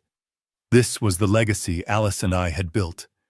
A weak, entitled thief who felt the world owed him everything. Peterson stood up. He hadn't objected. He hadn't said a word. He had let Snyder dig his own grave shovel by shovel. "Your Honor," Peterson said, his voice calm, cutting through the heavy silence. "Mr. Snyder makes a passionate, if highly irrelevant, argument, but I thank him." Snyder looked confused. He had expected a fight. "I thank him," Peterson continued, "because he has brought us perfectly, and finally, to the central point of this case." Peterson looked at me, then at Matt, then at Nicole. "Mr. Snyder is correct about one single thing. His entire case, his original case for $600,000 and his new desperate argument for moral obligation, is built on one fundamental assumption." He paused, letting the weight settle. "The assumption is that my client, Gabriel Hayes, is, as Mr. Snyder so eloquently put it, a wealthy old man sitting on a pile of money." Snyder frowned. "He is, we have the documents, the 401k, the pension, the house, he's hoarding it." Peterson smiled. It was the coldest, most terrifying smile I had ever seen. It was the smile of an engineer who had just checked the final calculation and knew the bridge was about to collapse exactly as he'd planned. "Your Honor," Peterson said, turning to face me, "I'd like to address that assumption, because there has been a significant misunderstanding of the facts. A gross miscalculation of my client's actual financial situation." Nicole, who had been staring at Matt with pure hatred, suddenly snapped her head toward Peterson. Her eyes, they lit up with a new, hungry, desperate light. "More money is there. More, I knew what was coming." I took a deep breath. "Your Honor," Peterson said, turning to the judge, "my client, Gabriel Hayes, is not in fact a wealthy man at all." Snyder scoffed. "Your Honor, that's absurd. We have the documents. The 401k, the pension. The house, he's hoarding it." Peterson smiled. It was the coldest, most terrifying smile I had ever seen. It was the smile of an engineer who had just checked the final calculation and knew the bridge was about to collapse exactly as he'd planned. "Your Honor," Peterson said, turning to face me, "I'd like to address that assumption, because there has been a significant misunderstanding of the facts. A gross miscalculation of my client's actual financial situation." Nicole, who had been staring at Matt with pure hatred, suddenly snapped her head toward Peterson. Her eyes, they lit up with a new, hungry, desperate light. "More money is there. More, I knew what was coming." I took a deep breath. "Your Honor," Peterson said, turning to the judge, "my client, Gabriel Hayes, is not in fact a wealthy man at all." The room went completely silent. Snyder's smirk froze. Matt looked up, his face a mask of confusion. What kind of trick is this?" Snyder stammered. "We've seen his statements." "You've seen what my client wanted you to see." Peterson said, his voice like silk. "Mr. Hayes is a retired engineer. He lives on a fixed pension of $2,800 a month. The 401k you're so obsessed with contains... Let me check." He pulled out a single paper. Yes. A balance of $84,000. Not $600,000. Not millions. 84. Barely enough to cover his own end-of-life care, let alone a luxury home for his ungrateful son." Snyder looked like he'd been slapped. "But the house is worth $600,000, and it is paid for," Peterson agreed. "It is also Mr. Hayes's primary and only significant asset, the asset your clients are trying to steal, which would leave Mr. Hayes destitute." Nicole was on her feet. I could see her mind working, her face pale with fury. "You're lying. He promised, My client acted like a frugal retired man, which is exactly what he is," Peterson said. "His real assets, the ones you seem to believe exist, are not his." Peterson turned, walked to his briefcase, and pulled out the massive dark blue gold embossed ledger. He placed it on the clerk's desk with a thud that echoed in the silent courtroom. "This, Your Honor," Peterson said, "is the Hayes Alice Trust, an irrevocable trust established in 1995. He opened it. Mr. Hayes 30 years ago sold a patent for an aerospace alloy he invented. The proceeds of that sale, $50 million, were placed into this trust by him and his late wife, Alice. $50 million. The words just hung there. Snyder stumbled back, his mouth open. Matt, my son, just stared at the book, his eyes wide and completely blank. But Nicole, her face, it transformed. The mask of the grieving daughter, the mask of the angry plaintiff, it all melted away. What was left was something raw, something primal. It was hunger. Her eyes were fixed on that blue book. Her breathing was shallow. She was physically trembling. She wasn't seeing a legal document. She was seeing a vault she had just been told she couldn't open. $50 million, she whispered. I could see her lips form the words. She turned to her lawyer, her voice a harsh, desperate hiss. Snyder, that's it. That's the money. He is rich. He lied. He's been lying to us all along. She stood up, pointing a shaking finger at me. Your Honor, this proves it. This proves everything. He has the money. He can pay. We're amending our lawsuit. And she was frantic, a shark that had just tasted blood in the water. We're not just suing for the $600,000. We. She looked at Matt, grabbing his arm. Matt, tell them we're his family. That money, that trust, it's ours. It's his. He has to give it to us. She turned back to the judge, her eyes wild. We demand the $600,000 from the trust. She had done it. She had said the magic words. Peterson just stood there. He watched her. He let her scream. He let her expose the bottomless, ugly pit of her greed to the entire courtroom. He waited until she was breathing hard, her chest heaving, her eyes dark. This is a trap. Then he turned to the judge. Peterson just stood there. He let her scream. He let her demand the $50 million. He let her in front of a judge and a full courtroom complete her transformation from a grieving daughter-in-law into a ravenous wolf. Only when Nicole was finished breathing hard, her eyes fixed on the blue ledger like it was a piece of meat, did Peterson turn. He didn't speak to Nicole. He didn't speak to Snyder. He spoke only to the judge. Your Honor, Peterson said, his voice calm. That is precisely why Mrs. Alice Hayes, a woman of remarkable foresight, included Section 4, Article B. She anticipated this very day. Judge Evans looked down at the massive trust document Peterson had submitted.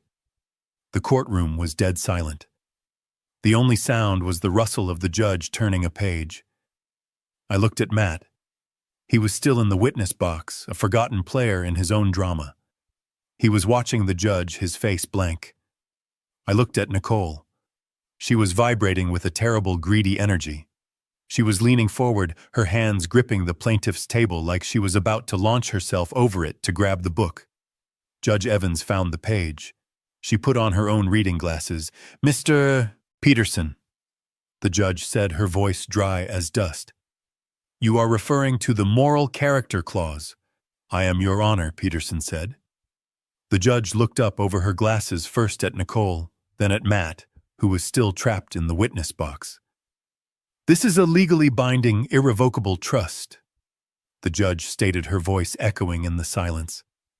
The terms are unbreakable. She looked back down at the page. She read the words aloud, her voice clear and cutting. The assets of this trust, she read, are designated primarily for the benefit of any and all grandchildren of the creators. The primary beneficiary, Matthew Hayes.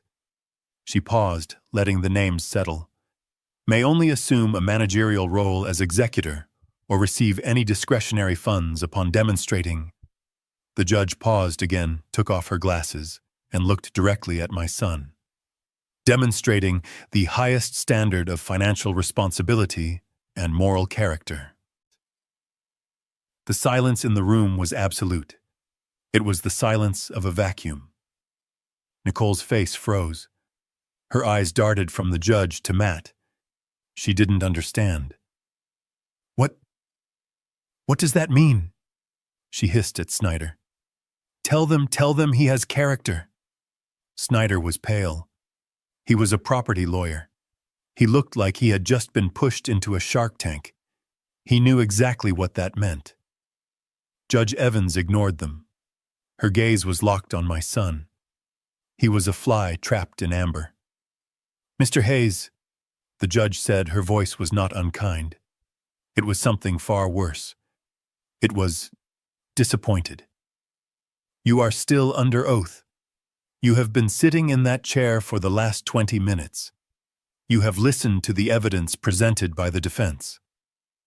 She began to list the items not like a lawyer, but like a mother disappointed in a child. Evidence that you were terminated from your job for embezzlement. Evidence that you are facing bankruptcy due to profound financial irresponsibility. Evidence, and that you and your wife knowingly lied to this court in a sworn affidavit. Evidence that you attempted to defraud a bank by stealing your father's identity. Evidence that you filed a false malicious report with Adult Protective Services against the very man you are petitioning to protect. With every item, Matt seemed to shrink, sinking lower and lower into the witness chair. The judge leaned forward. The entire courtroom leaned forward with her. She looked at this broken, trembling 42-year-old man. Mr. Hayes, she said, her voice dropping to a quiet, devastating finality. My question for you is this. She held his gaze.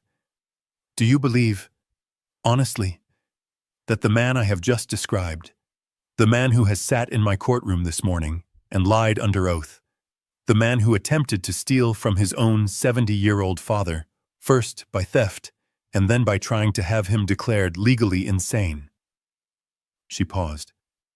Do you really believe that this man, that you, meet the highest standard of moral character? The question landed. It was not a question. It was a verdict. Matt's face crumpled.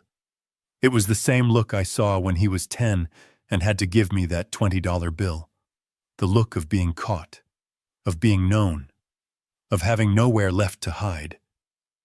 He opened his mouth. A small, dry croak came out. He looked at Nicole. Her face was a mask of pure, white-hot rage. He looked at me. I just looked back.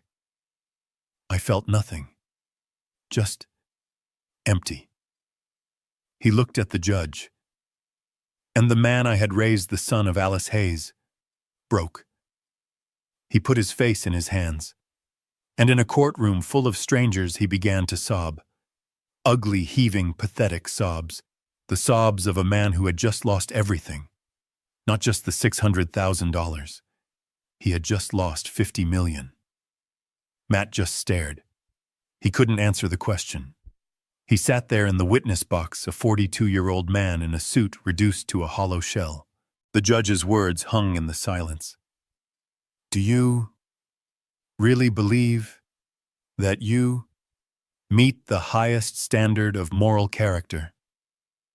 It wasn't a question. It was a mirror. And in it, my son was finally forced to see what he had become.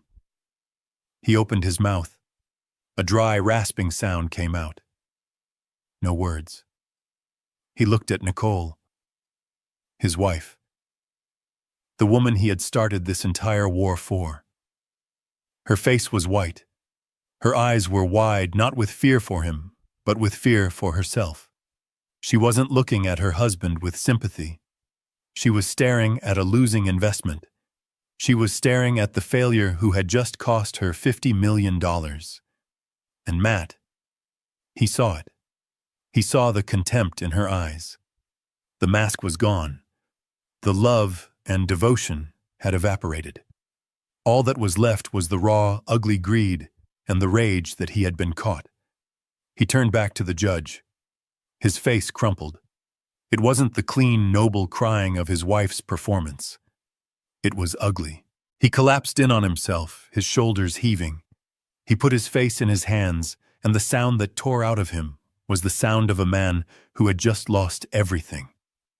A pathetic, gasping, choking sob that echoed in the dead-silent courtroom.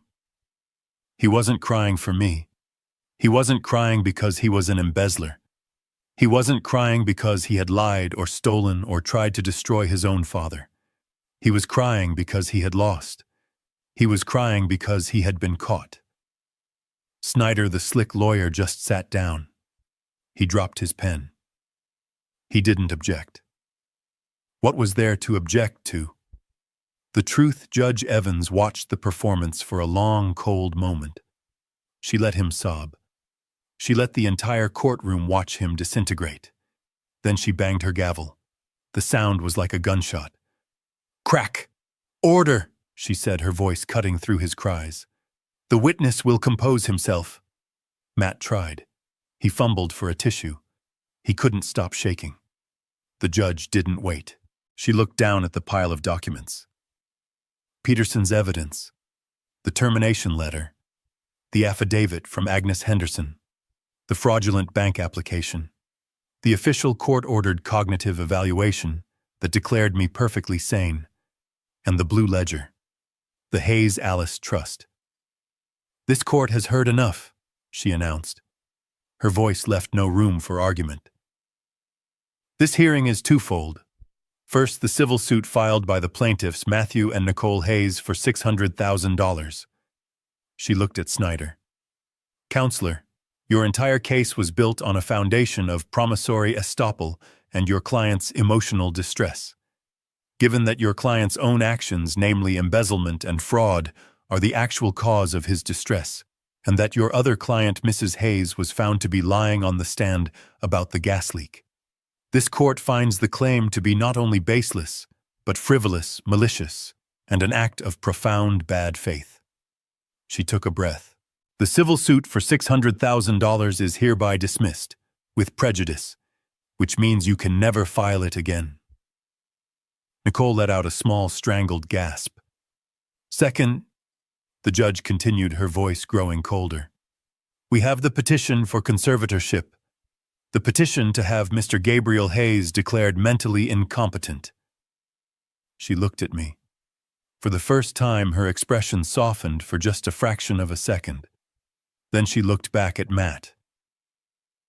This court finds that the defendant, Mr. Gabriel Hayes, is not only perfectly competent, in fact, according to Dr. Miller's report, he is in the 99th percentile for cognitive function, but he has also demonstrated a level of restraint and dignity that this court finds admirable. She then turned her gaze on Matt and Nicole. The plaintiffs, however, have demonstrated a profound, disturbing, and frankly predatory lack of moral character. The petition for conservatorship is denied effective immediately. Snyder was already stuffing papers into his briefcase. He was done, but the judge wasn't. And finally, she said, we have the matter of the Hayes Alice Trust. Nicole, who had been frozen, suddenly looked up. There was a flicker of insane, desperate hope in her eyes. Judge Evans looked down at the blue ledger. Mr. Peterson, she said, the moral character clause. It is ironclad. This court finds that Matthew Hayes has, by his own actions, admissions, and the overwhelming evidence presented here today, has irrevocably violated Section 4, Article B. She looked at Matt, who had stopped crying and was just staring, his face slick with tears. Therefore, the judge declared, Matthew Hayes is hereby permanently disqualified from ever serving as an executor, manager, or discretionary beneficiary of this trust. His interest, present and future, is terminated, effective immediately. It was over. A sound tore out of Nicole's throat. It was not a cry. It was a shriek, a raw animal sound of pure, thwarted rage. No, no, you can't. It's not fair. It's his. He's the son. You can't just take it from him. He's family. Peterson sat down. I stood up. I stood up slowly. My old knees cracked.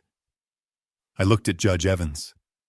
Your Honor, may I address the plaintiffs?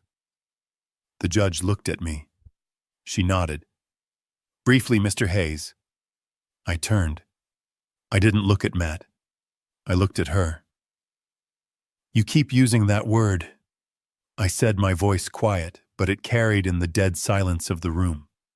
Family. You talk about what you're owed, what you deserve. I finally turned my eyes to the witness box, to my son. He never asked, I said, my voice rough.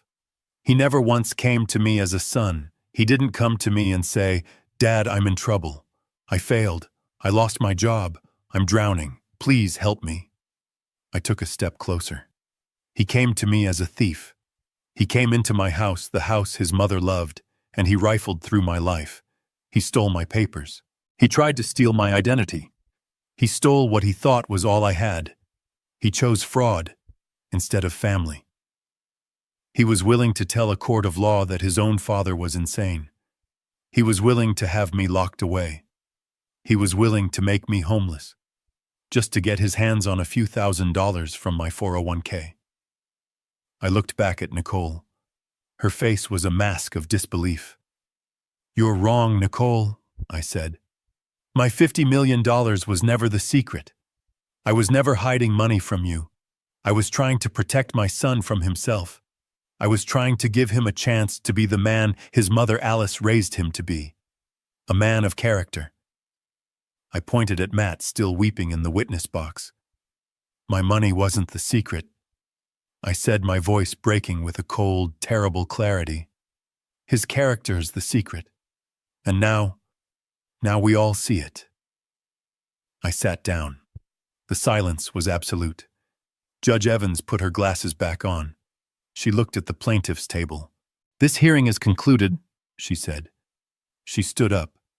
And furthermore, based on the testimony and evidence of embezzlement, perjury under oath, conspiracy to commit fraud, identity theft, and the filing of a false malicious report to Adult Protective Services, this court is referring this entire matter to the District Attorney's Office for a full criminal investigation. Crack. The gavel fell. It was done. I watched a bailiff walk over to Matt. He was no longer a witness. He was a defendant. Nicole was frozen, her mouth open, the shriek stillborn on her lips. She had lost. She had lost the house. She had lost the $50 million. She had lost everything. Peterson put his hand on my back. It's over, Gabe. I nodded. I stood up. I didn't look at them again. I didn't look at my son. I didn't look at the ruin I had built and the ruin he had become. I just walked out of the courtroom. I pushed open the heavy wooden doors and walked out into the bright, cold, ordinary sunlight. I sold the house in Oregon. I sold the old truck. I let the lawyers and the trust handle the rest. I used my pension, the money I had earned, the decoy money, and I bought a small 2-bedroom condo in San Diego. The place Alice and I always said we'd retire to but never did. The $50 million trust. It's still there. Peterson manages it. It goes to engineering scholarships now. It goes to the university where I developed the alloy. It builds things. It doesn't destroy them. Matt and Nicole, they're facing multiple felony charges. They declared bankruptcy. The last I heard, Nicole left him. She finally realized you can't get blood from a stone. I sit on my new balcony now. I can smell the salt from the ocean. I'm drinking coffee from a brand new machine. It works perfectly every time. I lost my son. But I kept my word to Alice. I protected our legacy, and I am finally at peace. Matt couldn't speak. He just broke. The man I had raised, the son of Alice Hayes, just sat there in the witness box, his face a grotesque mask of tears and sweat. He was a hollowed-out building, the foundation rotted, finally collapsing in on itself. He opened his mouth, but only a dry, rasping sound came out. He couldn't answer the question. He couldn't defend the indefensible. He looked at Nicole. Her face was no longer angry. It was white. Sheet white. A mask of pure, unadulterated terror. She finally understood. She had overplayed her hand. She had flown too close to the sun, and the reality of her failure was melting her wings. He looked at me. I just looked back. I felt nothing. Just a vast, cold emptiness. He turned back to the judge, and he did the only thing he could. He put his face in his hands, and he sobbed. Not the performance sobs of his wife.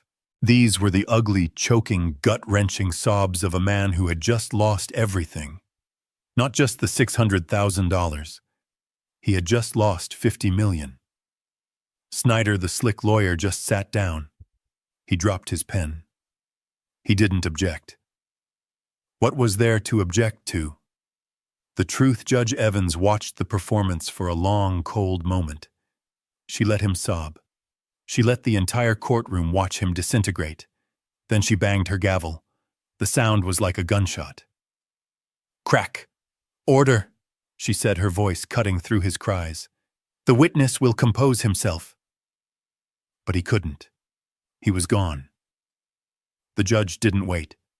She looked down at the pile of documents. Peterson's evidence, the termination letter, the affidavit from Agnes Henderson, the fraudulent bank application, the official court-ordered cognitive evaluation that declared me perfectly sane, and the blue ledger, the Hayes Alice Trust. This court has heard enough, she announced. Her voice left no room for argument. This hearing is twofold. First, the civil suit filed by the plaintiffs Matthew and Nicole Hayes for $600,000. She looked at Snyder. Counselor, your entire case was built on a foundation of promissory estoppel and your client's emotional distress. Given that your client's own actions, namely embezzlement and fraud, are the actual cause of his distress, and that your other client, Mrs. Hayes, was found to be lying on the stand, this court finds the claim to be not only baseless, but frivolous, malicious, and an act of profound bad faith. She took a breath. The civil suit for $600,000 is hereby dismissed, with prejudice, which means you can never file it again. Nicole let out a small strangled gasp like she'd been punched. Second, the judge continued, her voice growing colder. We have the petition for conservatorship. The petition to have Mr. Gabriel Hayes declared mentally incompetent. She looked at me. For the first time, her expression softened for just a fraction of a second. Then she looked back at Matt. This court finds that the defendant, Mr. Gabriel Hayes, is not only perfectly competent, in fact, according to Dr. Miller's report, he is in the 99th percentile for cognitive function, but he has also demonstrated a level of restraint and dignity that this court finds admirable. She then turned her gaze on Matt and Nicole. The plaintiffs, however, have demonstrated a profound, disturbing, and frankly predatory lack of moral character. The petition for conservatorship is denied effective immediately. Snyder was already stuffing papers into his briefcase. He was done, but the judge wasn't. And finally, she said, we have the matter of the Hayes Alice Trust. Nicole, who had been frozen, suddenly looked up. There was a flicker of insane, desperate hope in her eyes. Judge Evans looked down at the blue ledger. Mr. Peterson, she said, the moral character clause. It is ironclad. This court finds that Matthew Hayes has by his own actions, admissions, and the overwhelming evidence presented here today, has irrevocably violated Section 4, Article B. She looked at Matt, who had stopped crying and was just staring, his face slick with tears. Therefore, the judge declared, Matthew Hayes is hereby permanently disqualified from ever serving as an executor, manager, or discretionary beneficiary of this trust. His interest, present and future, is terminated, effective immediately. It was over. A sound tore out of Nicole's throat. It was not a cry. It was a shriek, a raw animal sound of pure, thwarted rage. No, you can't. It's not fair. It's his. He's the son. You can't just take it from him. He's family. But the judge wasn't finished. She raised her voice over Nicole's scream. And furthermore, based on the testimony and evidence of embezzlement, perjury under oath, conspiracy to commit fraud, identity theft, and the filing of a false malicious report to Adult Protective Services, this court is referring this entire matter to the district attorney's office for a full criminal investigation. Crack. The gavel fell. It was done. Nicole stopped shrieking. She was just staring, frozen. She had lost. She had lost the house. She had lost the $50 million. And she had just, in all likelihood, lost her freedom. I watched a bailiff walk over to Matt. He was no longer a witness. He was a defendant. Peterson put his hand on my back. It's over, Gabe. I nodded. I stood up. I didn't look at them again. I didn't look at my son. I didn't look at the ruin I had built and the ruin he had become. I just walked out of the courtroom. I pushed open the heavy wooden doors and walked out into the bright, cold, ordinary sunlight. I didn't watch them. I didn't stay to see Nicole's final silent shriek or Matt's hollow-eyed stare as the bailiff told him to remain seated. I just stood up. My old knees cracked. I felt every one of my 70 years. Peterson put his hand on my back. It's over, Gabe. I nodded. I didn't look back at them. I didn't look at my son. I didn't look at the ruin I had built and the ruin he had become. I just walked out of the courtroom. I pushed open the heavy wooden doors and walked out into the bright, cold, ordinary sunlight alone. They had lost. They had sued me for $600,000 and left with nothing but the clothes on their backs. They had smelled $50 million, and in their desperate, sloppy greed, they had slammed the vault door shut on their own hands, locking it forever. They would walk out of that courtroom, not just bankrupt, but facing a grand jury, criminal charges for fraud, identity theft, and perjury. They had lost their house, their non-existent inheritance, and their freedom. I sold the house in Oregon, the one with the cracked linoleum and the peeling paint. I sold the old F-150. I let Peterson and the trust handle the rest. I let the district attorney handle them. I took my pension, the money I had earned, the decoy money they thought was my whole world. And I bought a small 2-bedroom condo in San Diego. It's not big. It's not fancy. But the sliding glass door opens onto a small balcony. Alice and I always said we'd retire here. We always said someday. We were always saving, always waiting. I'm sitting on that balcony now. I can smell the salt from the ocean. The air is warm. I'm drinking coffee. It's from a brand new machine. I bought it last week. It has a digital display and a built-in grinder. It works perfectly every single time. The $50 million trust, it's still there. Peterson manages it. As per Alice's final clear-eyed wishes since Matt failed the test, the money goes to where it can do some good. It's funding engineering scholarships at my old university. It's building libraries for kids who want to learn. It's building things that last, not things that get torn down by greed. I lost my son. I know that. I lost him a long time ago, maybe even before Alice died. I just didn't want to see it. But I kept my word to her. I protected our legacy. I protected what we built. And I am finally at peace. I spent 30 years hiding my wealth because I was afraid it would ruin my son's character. The irony is that my lack of wealth, or what he thought was a lack, is what truly exposed his. This nightmare taught me a hard lesson. You can't protect people from themselves. Money doesn't create character. It only reveals what was already there, or what was missing. I tried to protect my son from a curse, but I learned that the real curse wasn't the $50 million. It was his own greed. My wife and I tried to teach our son the value of hard work by hiding our wealth. Do you think we made a mistake? Tell me what you truly think in the comments below. When I look back, my greatest mistake wasn't saying no, but waiting too long to say it. I believed silence would protect my home, but it only encouraged entitlement. My advice is simple: don't be like me.